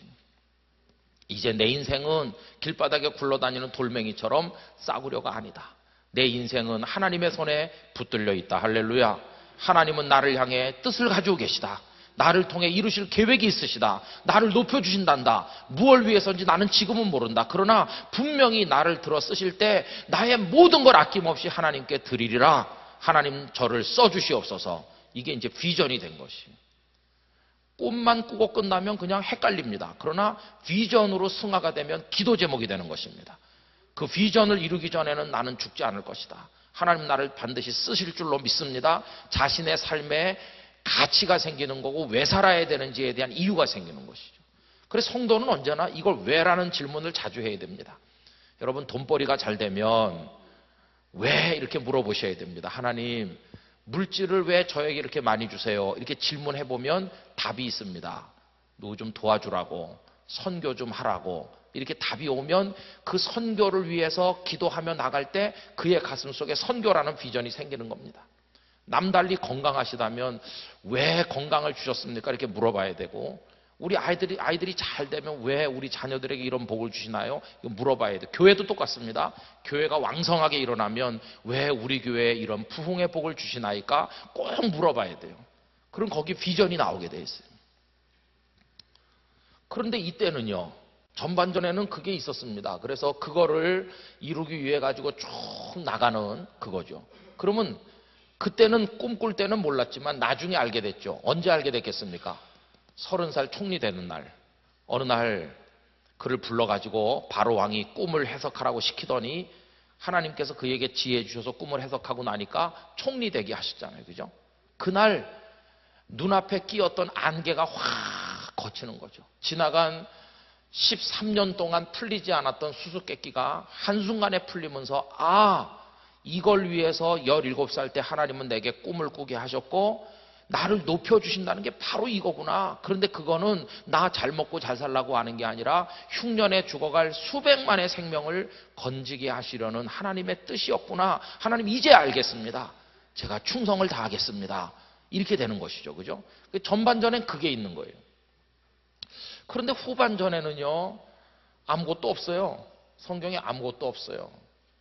그렇죠? 그러니까 아무 기록도 없는 거예요. 제가 깨달은 게 이겁니다. 우리 가슴 속에 하나님께서 주신 꿈이 계속 살아있고 그것이 비전이 되어 우리 가슴을 뜨겁게 만들고 그게 내 기도의 제목이 되고 내가 무엇을 위해 살아야 되는지를 알고 있는 동안에는 내 인생이 가치 있는 인생이 되지만 그게 없으면 아무리 오래 더 살아도 안 사는 것과 똑같구나. 이거를 깨닫게 됐다는 것입니다. 그럼 성도 여러분, 뭘 위해 기도하셔야 될까요? 하나님 앞에, 하나님, 제가 벌써 70 은퇴했습니다. 그래서 이제는 좀 놀으려고 그래요. 잘 놀게 해주세요. 이렇게 기도하면 안 되고, 하나님 제 호흡이 있는 마지막 순간까지 저를 가치 있게 써주시옵소서. 제 가슴 속에 끊임없는 꿈을 주시고 비전을 심어 주시옵소서. 이렇게 기도하셔야 될 줄로 믿습니다. 이게 있어야 가치 있는 인생이 되는 것이. 저희 교회도 이제 지난번에 말씀드렸지만 막 빚을 많이 걸머지고요. IMF에 막 고생을 너무 많이 했습니다. 그러다가 이제 IMF가 끝나고 예배당도 간신히 조그맣게 짓고 그리고 이제 성도들이 빚도 조금 갚으면서 교인도 조금 늘고 그러니까 그 전에는 성도들이 막 반지도 빼다 바치고 밤에 와서 철야하는 사람, 눈물로 교회를 위해서 이 교회가 무너지지 않게 하려고 기도해 주는 사람이 많았었거든요. 그런데 이제는 급한 불도 좀 끄고 그 다음에 교인도 조금 늘고 조금 숨이 쉬어지는 여유가 오니까 확연하게 드러난 게 뭐냐 하면 기도하는 사람이 없어지기 시작했다는 겁니다. 이제 허리띠를 풀러놓기 시작하는, 이젠 됐어 이렇게 생각하는, 고비는 넘겼어 이렇게 하면서. 그래서 제가 교인들에게 이렇게 말했습니다. 부채를 많이 걸머지고 허덕일 때가 위기였던 것이 아니라 더 이상 기도를 안 해도 된다고 생각하는 지금이야말로 우리 교회에 진정한 위기가 오고 있다. 그래서 제가 여러분들에게 끊임없는 기도를 하면서 일어서기 위해서 또 다른 이것을 하나님께 구하겠습니다. 예배당 짓는다는 게 그때는 교인들이 이거였어요. 우리 빨리 예배당을 지어서 뭐 어떻게 해보겠다 이게. 그거 다 끝나고 나니까 아무것도 없는 거예요. 아무것도 없으면 우리 교회는 아무것도 없는 거다. 그러나 하나님께서 또 새로운 꿈을 주시고 비전으로 그걸 붙들고 기도하게 하신다면 우리는 미래도 또 소망이 있을 줄로 믿습니다. 그러면서 성도들에게 그걸 얘기했습니다. 그리고 기도하는데 하나님께서 창고 교회가 되라, 그런 꿈과 비전을 제 가슴에 주셨습니다. 그래서 제가 A4 용지 12장으로 길게 써가지고 장로님들에게 보여드리고 성도들에게 보여드리고 첫 주일날 다 전교인이 모여가지고 그걸 낭독하고 우리 교회는 앞으로 창고교회가 된다. 봉고차 전부 주요 부산의 창고교회가 되게 해주세요. 그렇게 해가지고 붙이고 다닙니다. 그게 무슨 뜻인가? 첫째, 호텔 같은 건물은 잘 돈을 많이 들여서 화려하게 짓지만 창고는 대충 짓는 겁니다. 창고는 소박하게 짓고 검소하게 합니다. 창고는 겸손을 뜻합니다. 예수님도 말구 위에 태어나셨습니다. 우리는 소박하고 겸손하게 우리 자신을 위해서는 많이 투자하지 말자. 우리는 최소한으로 하자.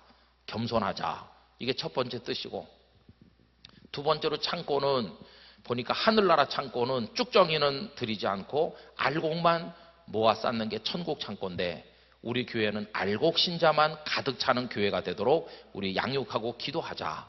세 번째는 창고는 성경에서 하나님의 복이 쌓이는 곳이라면 성도들의 가정이 복이 쌓이는 창고가 되고 성도들의 영혼에 신령한 복이 쌓이는 창고가 되고 우리 교회가 하나님의 은혜의 복을 많이 받는 가득가득이 쌓는 창고가 되자. 그리고 마지막으로는 요셉의 창고를 보니까 쌓아놓고 끝나는 게 아니라 흉년이 들었을 때 활짝 열어서 마음껏 나눠줌으로 죽어가는 사람을 살리는 생명 창고가 됐으니 우리 교회는 다 나눠주는 생명의 교회가 됩시다. 이렇게 얘기했어요. 그래갖고 이제 창고교회라고. 그래서 우리 교회는 대한예수교 장로회 창고교회 이렇게 하려고 그랬더니 너무 성도들이 하는 말이 좀 이상하지 않냐고. 비전은 좋지만 교회 이름까지 창고교회 그러면 이게 뭡니까? 그래가지고 그건 못했어요. 근데 우리 교인들이 이렇게 기도합니다. 하나님, 우리 교회는 창고교회가 되게 해주시고 우리들은 창고지기가 되게 하여 주시옵소서. 늘 기도하거든요. 이게 이제 우리 교회 게을러지지 않도록 하나님이 주신 그 다음의 비전이었어요. 그래서 이제 창고가 되려니까 우선 우리가 받아 쌓아야 되고 근데 나눠줘야 되는 거 아니겠어요? 나눠주려고 하니까 여러 가지 사역을 하는 것이죠. 뭐 집 못 고치는 집도 고쳐주고 뭐 요람에서부터 천국까지 책임지자. 요람. 그래가지고 유아 세례 베풀고 아기 학교하고 어린이집하고 지역 아동센터도 하고 청소년 문화광장도 하고 청년들부터 이제 그때 나와서 봉사하는 거고요. 그래가지고 노인들 해가지고 노인 프로그램 쭉 해서 그래서 마지막에 천국에 가실 수 있도록 해드리는 것까지. 그래서 다문화 가정 사역도 하고 뭐 문화센터도 하고 20몇 가지 지역을 위한 사역을 하면서 거기 오셨던 가난한 분들이 교회에 오고 가족 없는 애들이 또 교회에 오고 이렇게 하면서 이제 사역을 하게 됐어요.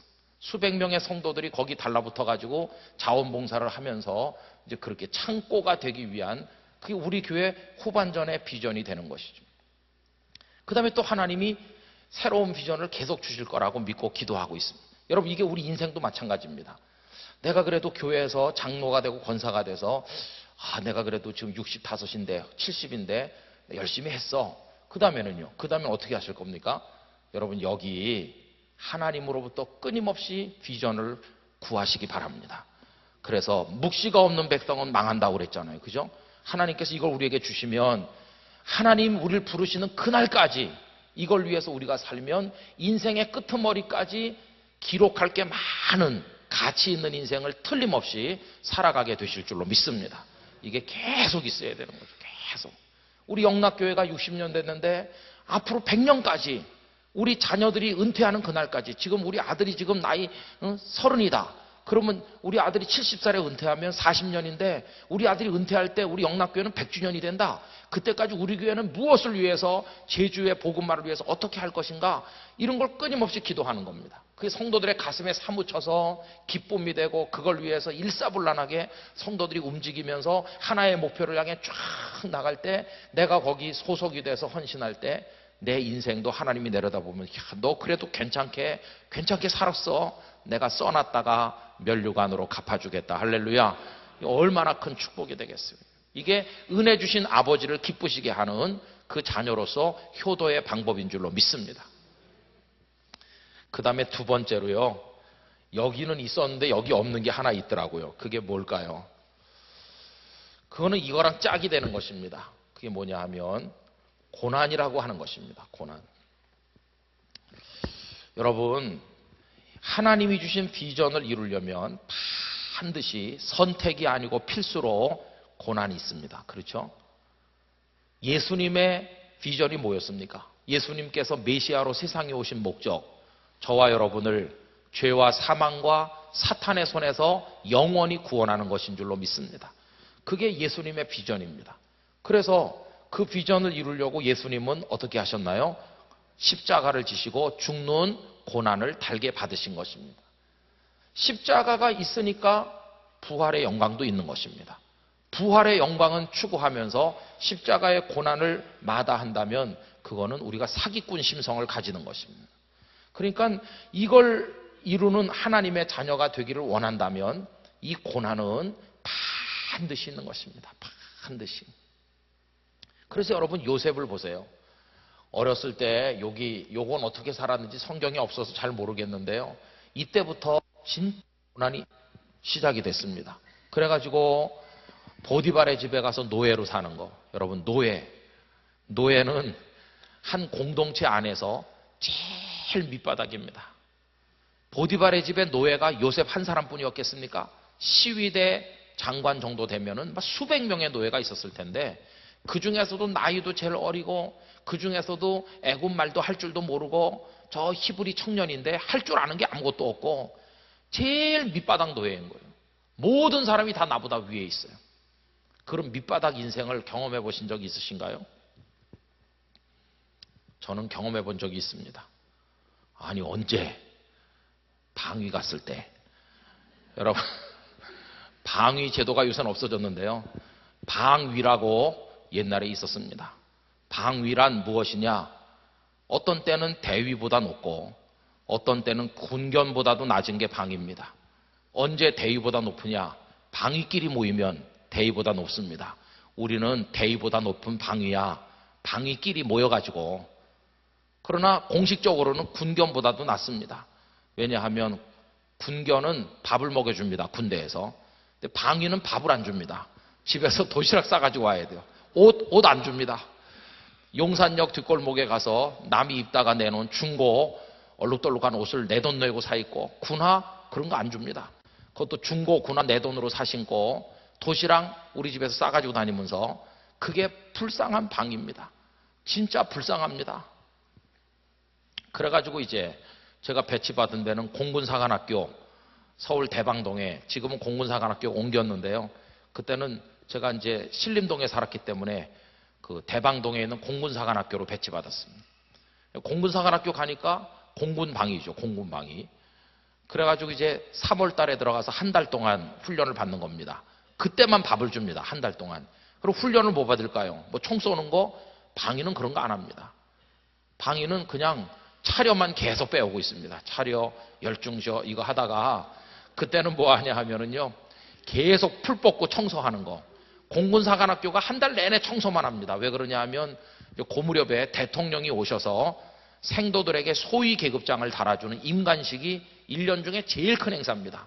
대통령 온다고 그러면은, 군대 갔다 오신 분들 알잖아요. 별 하나만 떠도 비상이 걸리는 식으로 대통령이 오니까 막 발칵 뒤집힙니다. 그래가지고 막 전체가 다 동원되는 거예요. 거기 몇 가지 부류가 있습니다. 우선 사관생도가 있고요. 그 다음에 사관생도들을 가르치는 교수님들인데 다 영관급 장군들이죠. 교수님들이 계시고, 그 다음에 이제 그 사관 학교를 지키고 또 업무를 보는 일반 사병 부대가 있습니다. 그 다음에 또 하나 있는 게 우리 방위들이 있는 겁니다. 이렇게 있는데 전체가 다 동원돼요. 연병장이 얼마나 넓은지 모르는데, 연병장에 그 풀 뽑는 거, 자풀을 뽑아가지고 잔디만 쫙 있어야 되는데요. 우리는 뭐 네잎크로바 이렇게 노래하지만 거기는 그것 때문에 죽어나는 겁니다. 크로바 뽑는다고 다 뽑아야 됩니다. 크로바 다 뽑고 그냥 잔디만 남겨야 되는데, 꼬챙이, 쇠꼬챙이 하나씩 들고 하루 종일 쪼그리고 앉아서 그거 뽑습니다. 그런데 참 위로가 되는 것은 부교장님도 나와서 뽑습니다. 사관학교 교장은 별 둘입니다. 투스타. 부교장은 원스타입니다. 원스타도 하루 종일 나와 풀 뽑는데 방위가 감히 어떻게 풀을 안 뽑겠습니까? 하루 종일. 그래도 부교장도 뽑는데 오늘은 그래도 기분이 괜찮다야. 부교장이랑 같이 뽑으니까. 그 다음에 또 사열대, 그 신주라고 부르는 노란 그거 있잖아요. 봉 있잖아요. 이거를 막 광이 반짝반짝하게 나도록 막 광약 발라가지고 하고 호하면서 윤 같은 걸로 닦고, 심리 밖에서도 얼굴이 비칠 정도로 닦아야 되는데, 근데 군대 사람들 머리가 안 좋은 것 같아요. 이거는 미리 닦으면 안 됩니다. 한 달 전에 닦아놔봤자 아무 소용 없습니다. 금방 또 다시 시커멓게 되거든요. 그러면 그 전날이나 그날 아침에 닦는 게 최고인데 이걸 한 달 전부터 닦으라고 그러대. 참 이상하게. 그 다음날 되면 똑같아지는데 그거 닦고요. 그 다음에 뭐 어디 무너진 거 도로 다 새로 포장하고 페인트 칠하고 이러는 겁니다. 그럼 하루 종일 일 안 하던 사람들이 나가서 일하고 저녁 때 되면 얼마나 그게 우리 훈련이었어요. 그 저녁 때 되면 평화가 오는 게 아니라 80명이 입소했는데 내무반장이 병장입니다. 그 병장이 못됐어요. 매일 이렇게 세워가지고 그냥 노래 부르라고 그러고 뭐 외워보라고 그러고 그냥 엉덩이 때리고 기합 주고 밤에 자는 시간까지가 거기가 거의 준지옥 수준이었어요. 그 시간이 다가오면 애들이 얼굴이 샛노래지는 게 참 고통의 연속이었습니다. 이게 제일 낮은 방위의 서름이죠. 그런데 여러분, 그 속에서 어떻게 구원받는지 아십니까?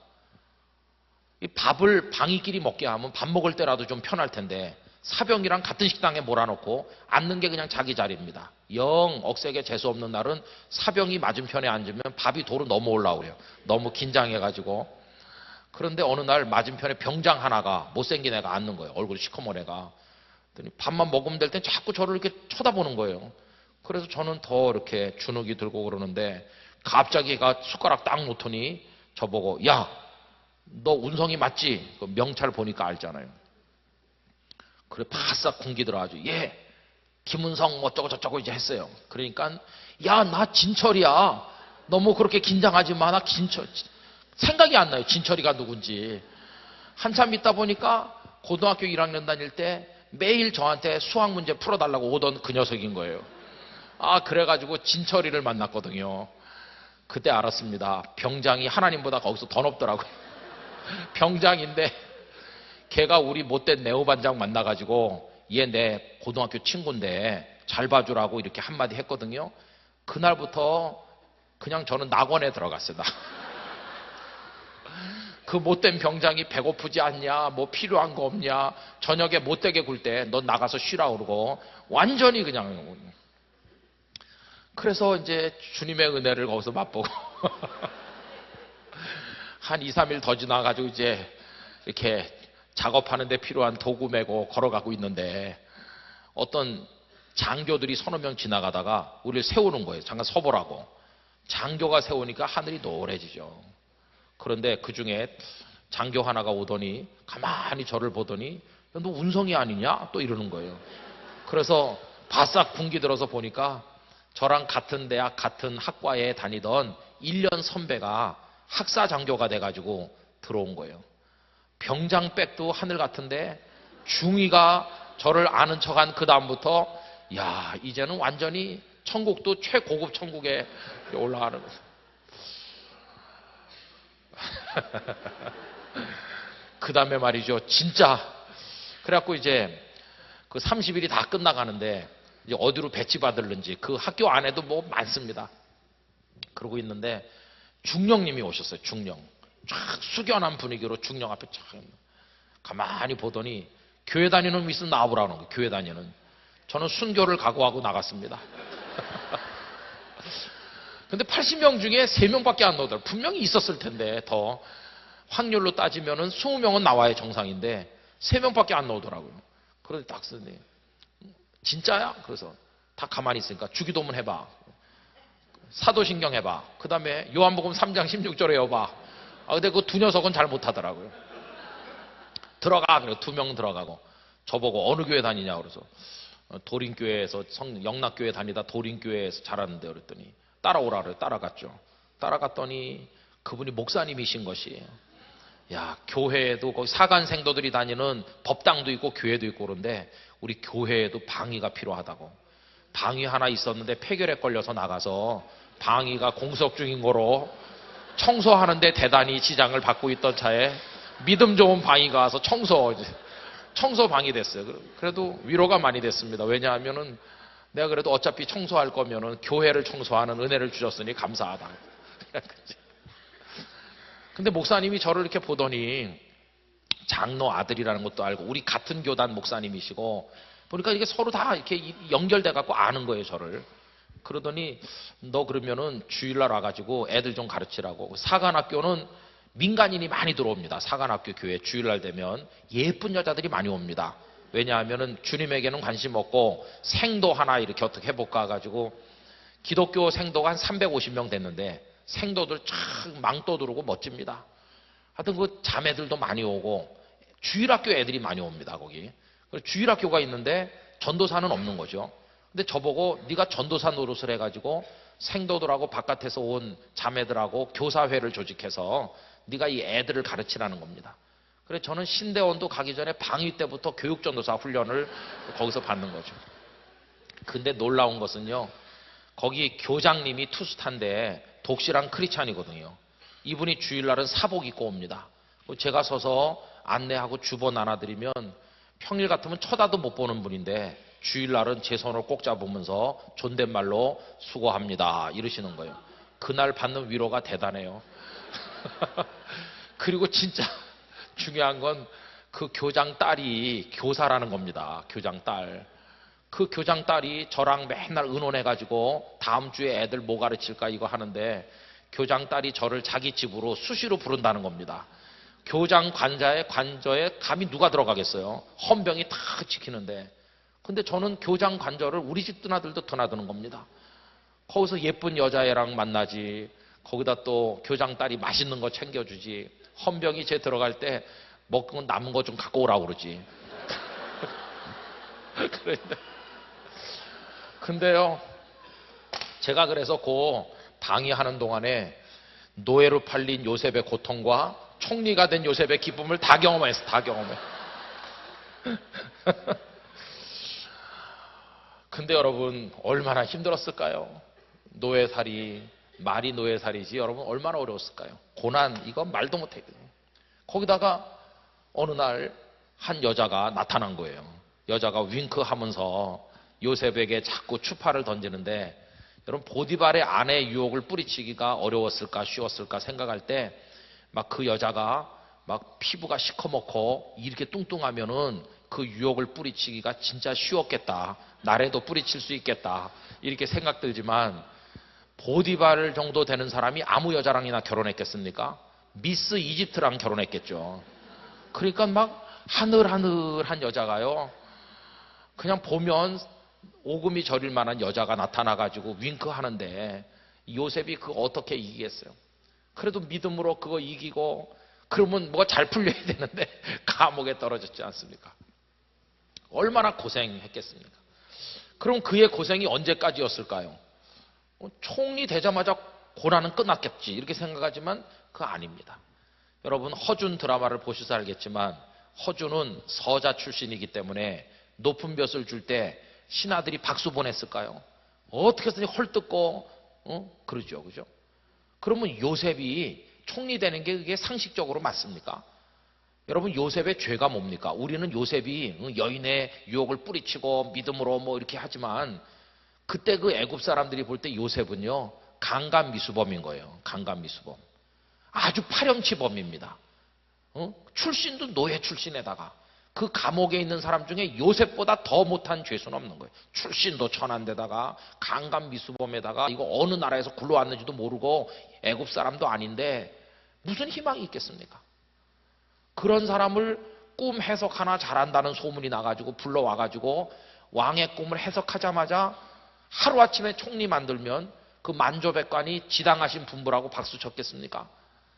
여러분, 제가 바로 왕이라면 야, 너 감옥에 있지? 꿈을 해석해줘서 고마운데 그 공으로 내가 오늘 너를 방면해준다. 방면. 석방해주겠다. 석방만 해줘도 하늘 같은 은혜입니다. 그죠? 너 그리고 애굽에 계속 살고 싶으면 내가 말단 공무원 시켜주겠다.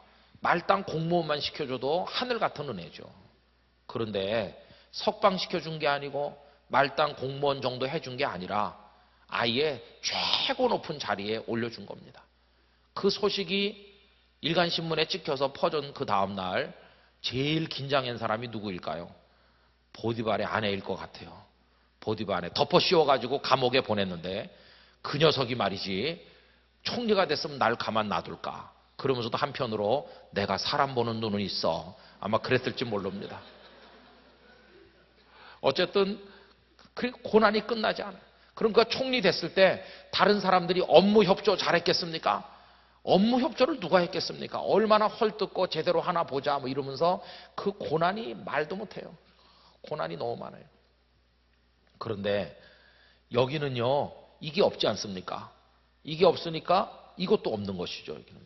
아무것도 없죠. 그죠? 그러면 이때 한 60살 됐을 때 어떻게 살았을지 궁금하지 않습니까? 그리고 또 하나 궁금한 게 뭐냐 하면은 총리 되던 날 바로 왕이 그에게 맡겨준 사명은 흉년에서 백성을 건져내라는 거였습니다. 그러면 흉년이 44살에 끝났으니까 이때 그의 사명은 끝난 겁니다. 그러면 그때 왕이 불러가지고 자네 그동안 수고했는데 이제 할 일은 다 했으니까 이제는 낙향해서 편안히 살게, 내가 섭섭지 않게 농토랑 많이 주겠어.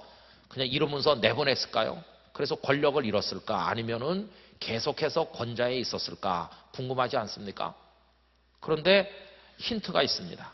창세기 50장에 보면 그가 아버지 돌아가셔서 장례하는 게 56세 아닙니까? 근데 그 창세기 50장에 장례식 하는 광경을 보면 대단합니다. 요셉이 죽은 게 아니고요. 요셉의 아버지가 죽었는데 장례식 스케일이 어느 정도냐 하면 온 애굽 사람이 30일 동안 울고, 요셉이 죽은 게 아니고 아버지가 죽었는데요.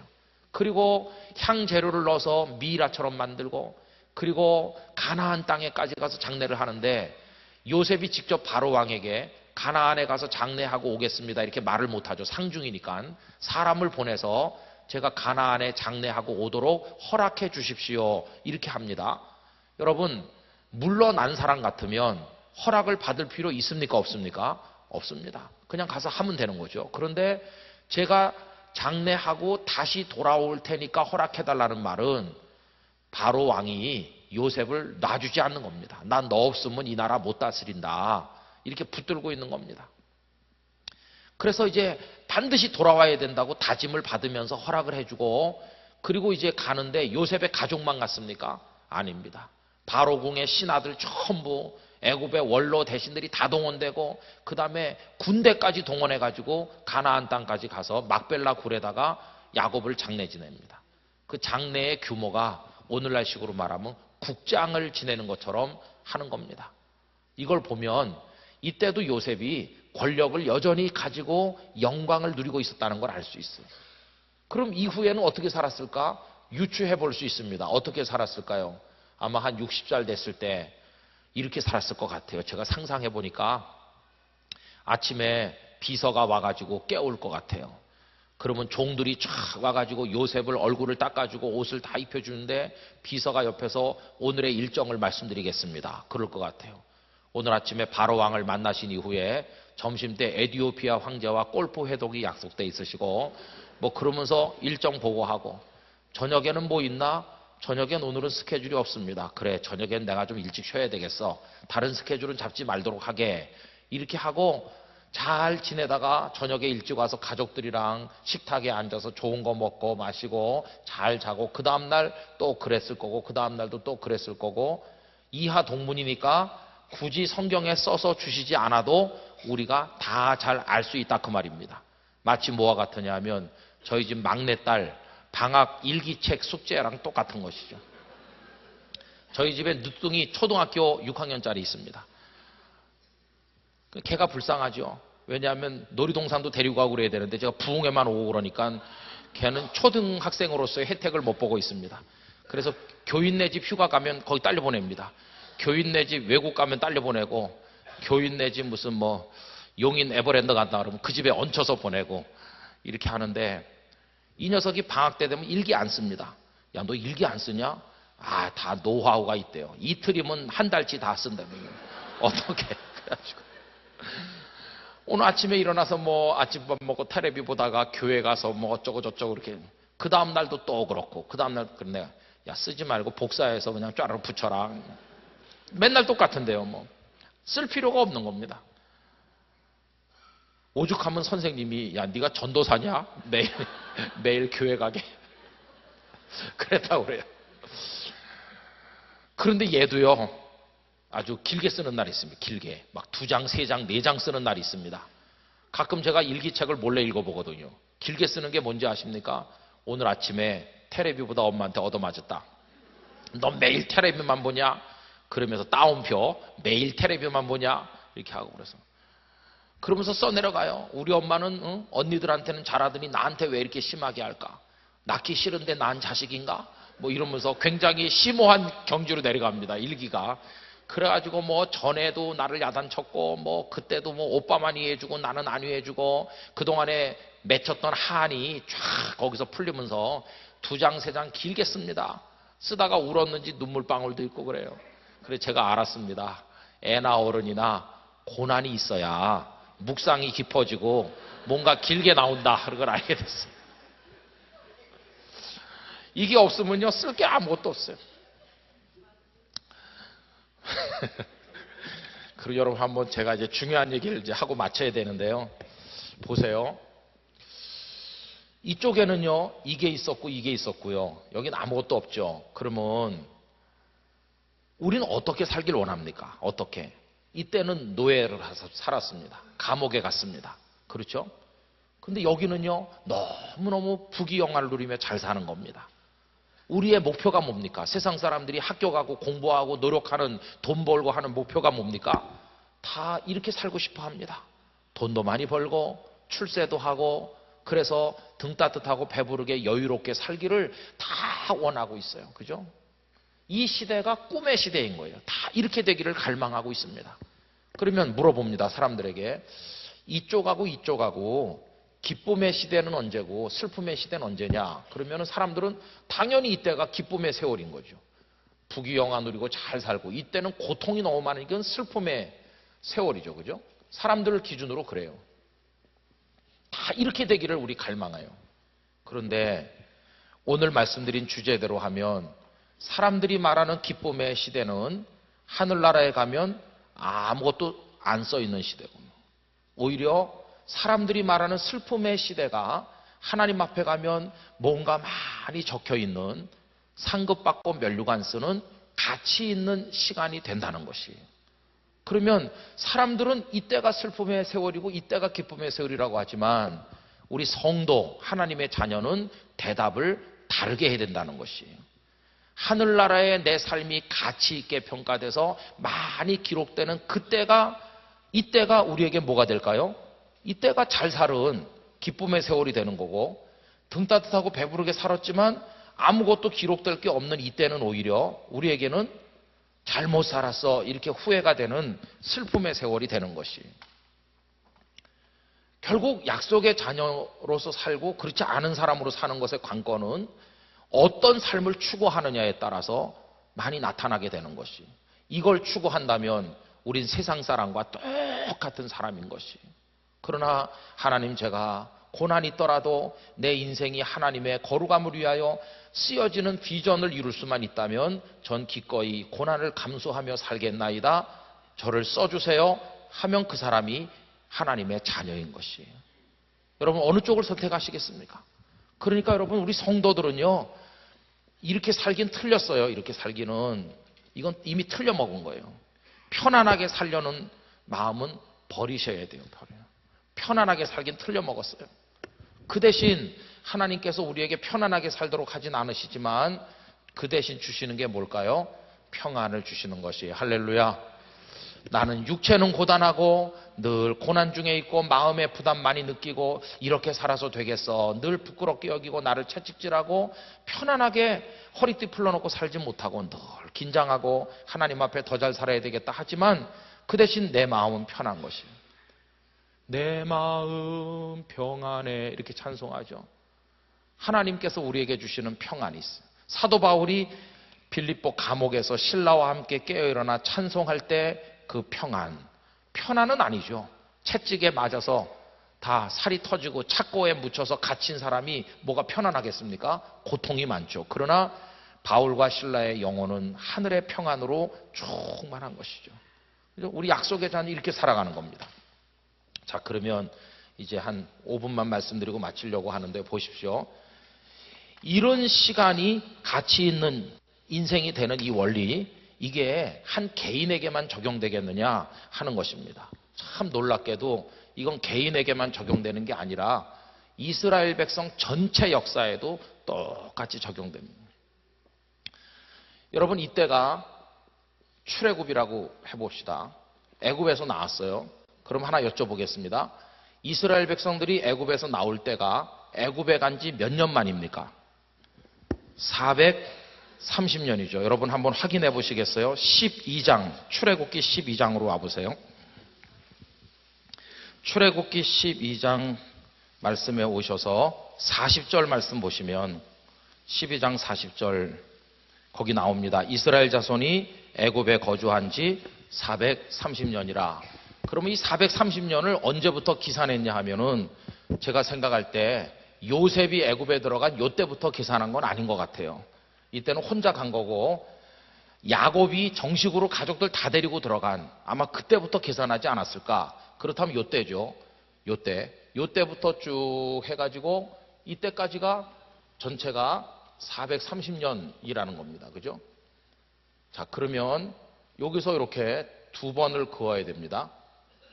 그럼 요게 40년이고 요 기간이 40년인데 요때 무슨 사건이 있냐면 모세의 출생이 있어요. 모세 출생. 그래가지고 요 40년은 모세가 애굽의 궁궐에서 지난 시간이고요. 요 40년은 모세가 어디 있었습니까? 미디안 광야에 있었습니다. 그 다음에 이제 여기 백성들을 데리고 출애굽해서 그 다음 40년은 이게 이제 광야에 있는 거예요. 광야. 그래가지고 여기서 여기 요단강가에 왔을 때 모세가 120세가 되셔서 이제 세상을 떠나시고 요 다음부터 여호수아가 백성들을 가나안으로 데리고 들어가니까 가나안 시대가 열리는 거 아닙니까? 자, 그러면 보세요. 오늘 우리가 출애굽기 1장 말씀을 읽었는데 출애굽기 1장에 뭐가 나옵니까? 이스라엘 백성들이 숫자가 많아졌다. 그런데 다 뭐가 됐습니까? 숫자는 많아졌는데 다 노예가 됐죠. 여러분 이거 아주 충격적인 겁니다. 그럼 언제부터 노예가 됐는지 우린 모릅니다. 오늘 말씀의 힌트는 딱 하나인데요. 출애굽기 1장에 보시면 8절에 보시면 이렇게 나옵니다. 요셉을 알지 못하는 새 왕이 일어나 애굽을 다스리더니 하면서 그 밑에 이 백성들을 노예로 부려먹은 얘기가 나옵니다.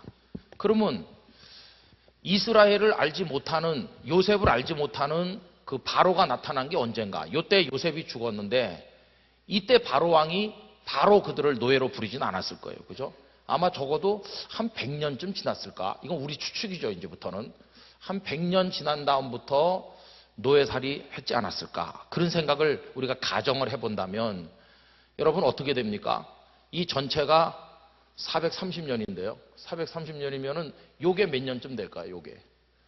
이게 정확히 계산해 보면 알 수 있습니다. 요게 39년이면은 여기 요셉이 세상 떠날 때까지 요 기간이 몇 년 됩니까? 56에다가 17을 더하면 되는 거죠. 그러면 73년이고요. 그 다음에 여기다 100년, 요게 100년이니까 요 기간이 한 173년 되는 겁니다. 우리가 대충 생각해 보면. 그러면 430년에서 170상을 빼면 요 기간이 몇 년입니까? 노예로 살은 기간이 딱 나오죠. 그죠? 그러면 7이고 10이고 5고 257년이 돼요. 그죠? 대충 한번 해보는 겁니다. 이게 257년인 거예요. 노예로 살은 기간이. 그럼 보세요. 이때는 한 사람이 노예로 갔습니다. 그죠? 한 사람이 노예로 갔다가 노예의 오명을 벗고 영광을 얻었습니다. 그런데 지금은 한 명이 노예인 것이 아니라 전 백성이 전부 다 노예가 됐습니다. 숫자는 많아졌는데 다 노예가 됐어요. 이런 걸 부흥이라고 말할 수 있겠습니까? 노예가 많아지는 부흥은 부흥이 아닙니다. 그럼 여러분, 이게 250여 년 되면 여기 모세가 태어난 요때부터 이제 시작하니까 요게 이제 출애굽이니까 요게요. 80년이죠. 모세 태어나기 이전까지는 80을 빼야 되겠죠. 그러면은 이게 177년 되죠. 요 기간이. 이걸 왜 계산하냐 하면요. 출애굽기 1장. 출애굽기 1장에 그 한 장이 커버하고 있는 기간이 177년이란 말이에요. 출애굽기 1장에 보면 이스라엘 백성들이 노예가 됐다. 하도 숫자가 늘어나니까 산파를 보내서 애들을 다 죽이라고 그랬다. 그 얘기가 1장에 나와요. 그게 뭘 말해줍니까? 177년 동안 얼마나 그들이 압박과 서름에 시달리면서 살았는지를 얘기하는데 177년이 결코 짧은 시간이 아니거든요. 그러려면 어떻게 해야 됩니까? 적어도 성경 지면을 한 10장은 할애해가지고 그들이 노예로 얼마나 고생하면서 살았는지를 자세히 우리한테 써주셔야 될 것 같은데 하나님은 노예살이 하는 시간은 부끄러운 시간이다. 부끄러운 시간을 내가 무슨 지면을 많이 할애해서 자세히 쓰겠냐? 그건 그냥 몇 절이면 돼. 몇 절. 몇 절이면 끝나는 거다. 간단하게 쓰신 거예요. 마치 여기 아무것도 안 쓰신 것처럼 여기도 거의 아무것도 안 쓰셨어요. 그리고 이제 어디를 자세하게 쓰십니까? 여기 모세가 태어난 이야기가 출애굽기 2장에 나옵니다. 그죠? 이때부터 해가지고 요때까지 얘기를 얼마나 자세히 쓰시나 보세요. 요때부터 얘기가 모세가 태어나고 미디안 광야에 가서 그 다음에 이제 부름을 받고 바로 왕과 맞서서 10가지 재앙이 임하고 백성들을 데리고 나와가지고 광야 40년 사는데 얼마나 많은 지면을 하려 합니까? 출애굽기, 레위기, 민수기, 신명기, 가나안에 들어가까지 여호수아서까지 이게 장수가 얼마나 많습니까? 무슨 얘기냐 하면요. 177년을 알려주시는 데는 겨우 한 장밖에 지면을 할애하지 않으신 하나님께서 요 훨씬 짧은 기간을 보여주시기 위해서는 이렇게 긴 지면을 할애하셨다는 겁니다. 왜? 이거는 자세히 써서 알려주고 싶으신 것이고 이거는 대충 쓰시는 거죠. 그럼 대충 쓰시거나 안 쓰시는 것에는 뭐가 없다고 그랬습니까? 이게 없는 것이고 자세히 써두시는 거는 저게 있는 것이죠. 그럼 이쪽에 꿈이 그들에게 있었습니까? 없습니다. 그들은 가나안 땅에 대한 비전 같은 게 없습니다.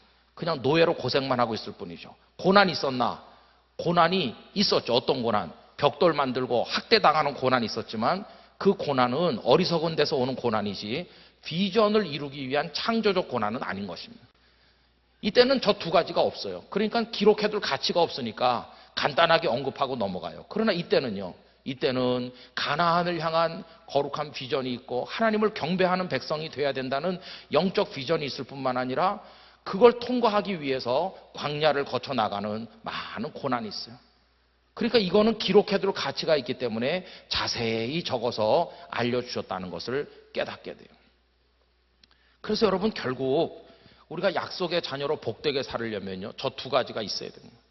저 두 가지를 붙들고 고난을 참고 사는 동안에 우리 인생은 값어치 있는 인생이 될 줄로 믿습니다. 그러나 저 두 가지 없으면 아무리 오래 살아도 하나님은 인정해 주시지 않는 것입니다.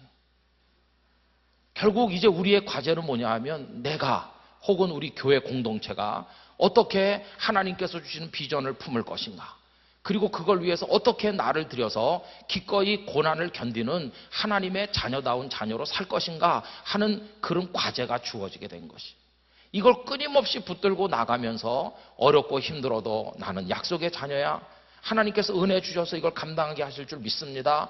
요셉이 감옥에서도 그 은혜로 견디고 이렇게 하면서 나가는 것처럼 우리도 할 수 있다면 우리는 성공적으로 하나님의 자녀다운 자녀가 될 것이고요. 이거 못하고 그저 편안히 살기나 바라고 그저 뭐 대강 살다 가는 거지. 이렇게 하면은 우리의 남은 시간은 참 아쉬운 시간으로 끝날 수밖에 없을 것이라는 것입니다. 여러분, 적의 가슴에 살아있는 사람은 새벽 기도 안 나올 수가 없습니다. 왜? 저걸 이루는 하나님의 자녀가 되려면 능력을 얻어야 될 거 아니겠어요? 은혜가 계속 공급돼야 돼요. 새벽에 나가 기도하고 거룩한 예배를 드리면서 교회를 사랑하지 않을 수가 없는 것이죠. 여러분, 이 말씀이 대단히 복잡한 것 같지만 원리는 무척 간단한 것인데, 오늘 저녁에 가셔서 여러분들의 앞으로의 삶을 어떻게 살아야 될 것인지를 하나님 앞에 질문하실 수 있기를 바라는 것입니다. 그래서 누구든지 영락교회 성도를 붙들고 집사님은 앞으로 어떻게 살으려고 그래요? 물어보면 저는 하나님께서 이런 비전을 주셨어요. 저 그걸 위해서 힘들어도 이렇게 하다가 갈 겁니다. 대답을 명쾌하게 할 수 있는, 그래서 남은 인생의 지금까지 인생보다 100배는 더 가치 있게 살아가시는 여러분들이 되시기를 주님의 이름으로 축복합니다. 우리 다 같이 기도하겠습니다. 하나님 아버지, 약속의 자녀라고 해서 아무것도 하지 않고 가만히 있는 것이 아니라 하나님께서 우리 속에 주신 비전을 붙들고 기도하며 우리 자신을 쓰이게 되기 위해서 우리를 통째로 바쳐드리며 고난이 온다고 할지라도 기쁨으로 참아 열매를 맺으며 하나님의 사람으로 살아가야 될 줄로 믿습니다. 우리 영락교회가 그렇게 되게 해주시고 성도들이 그와 같이 되게 하여 주시옵소서. 예수님의 이름으로 기도하옵나이다. 아멘.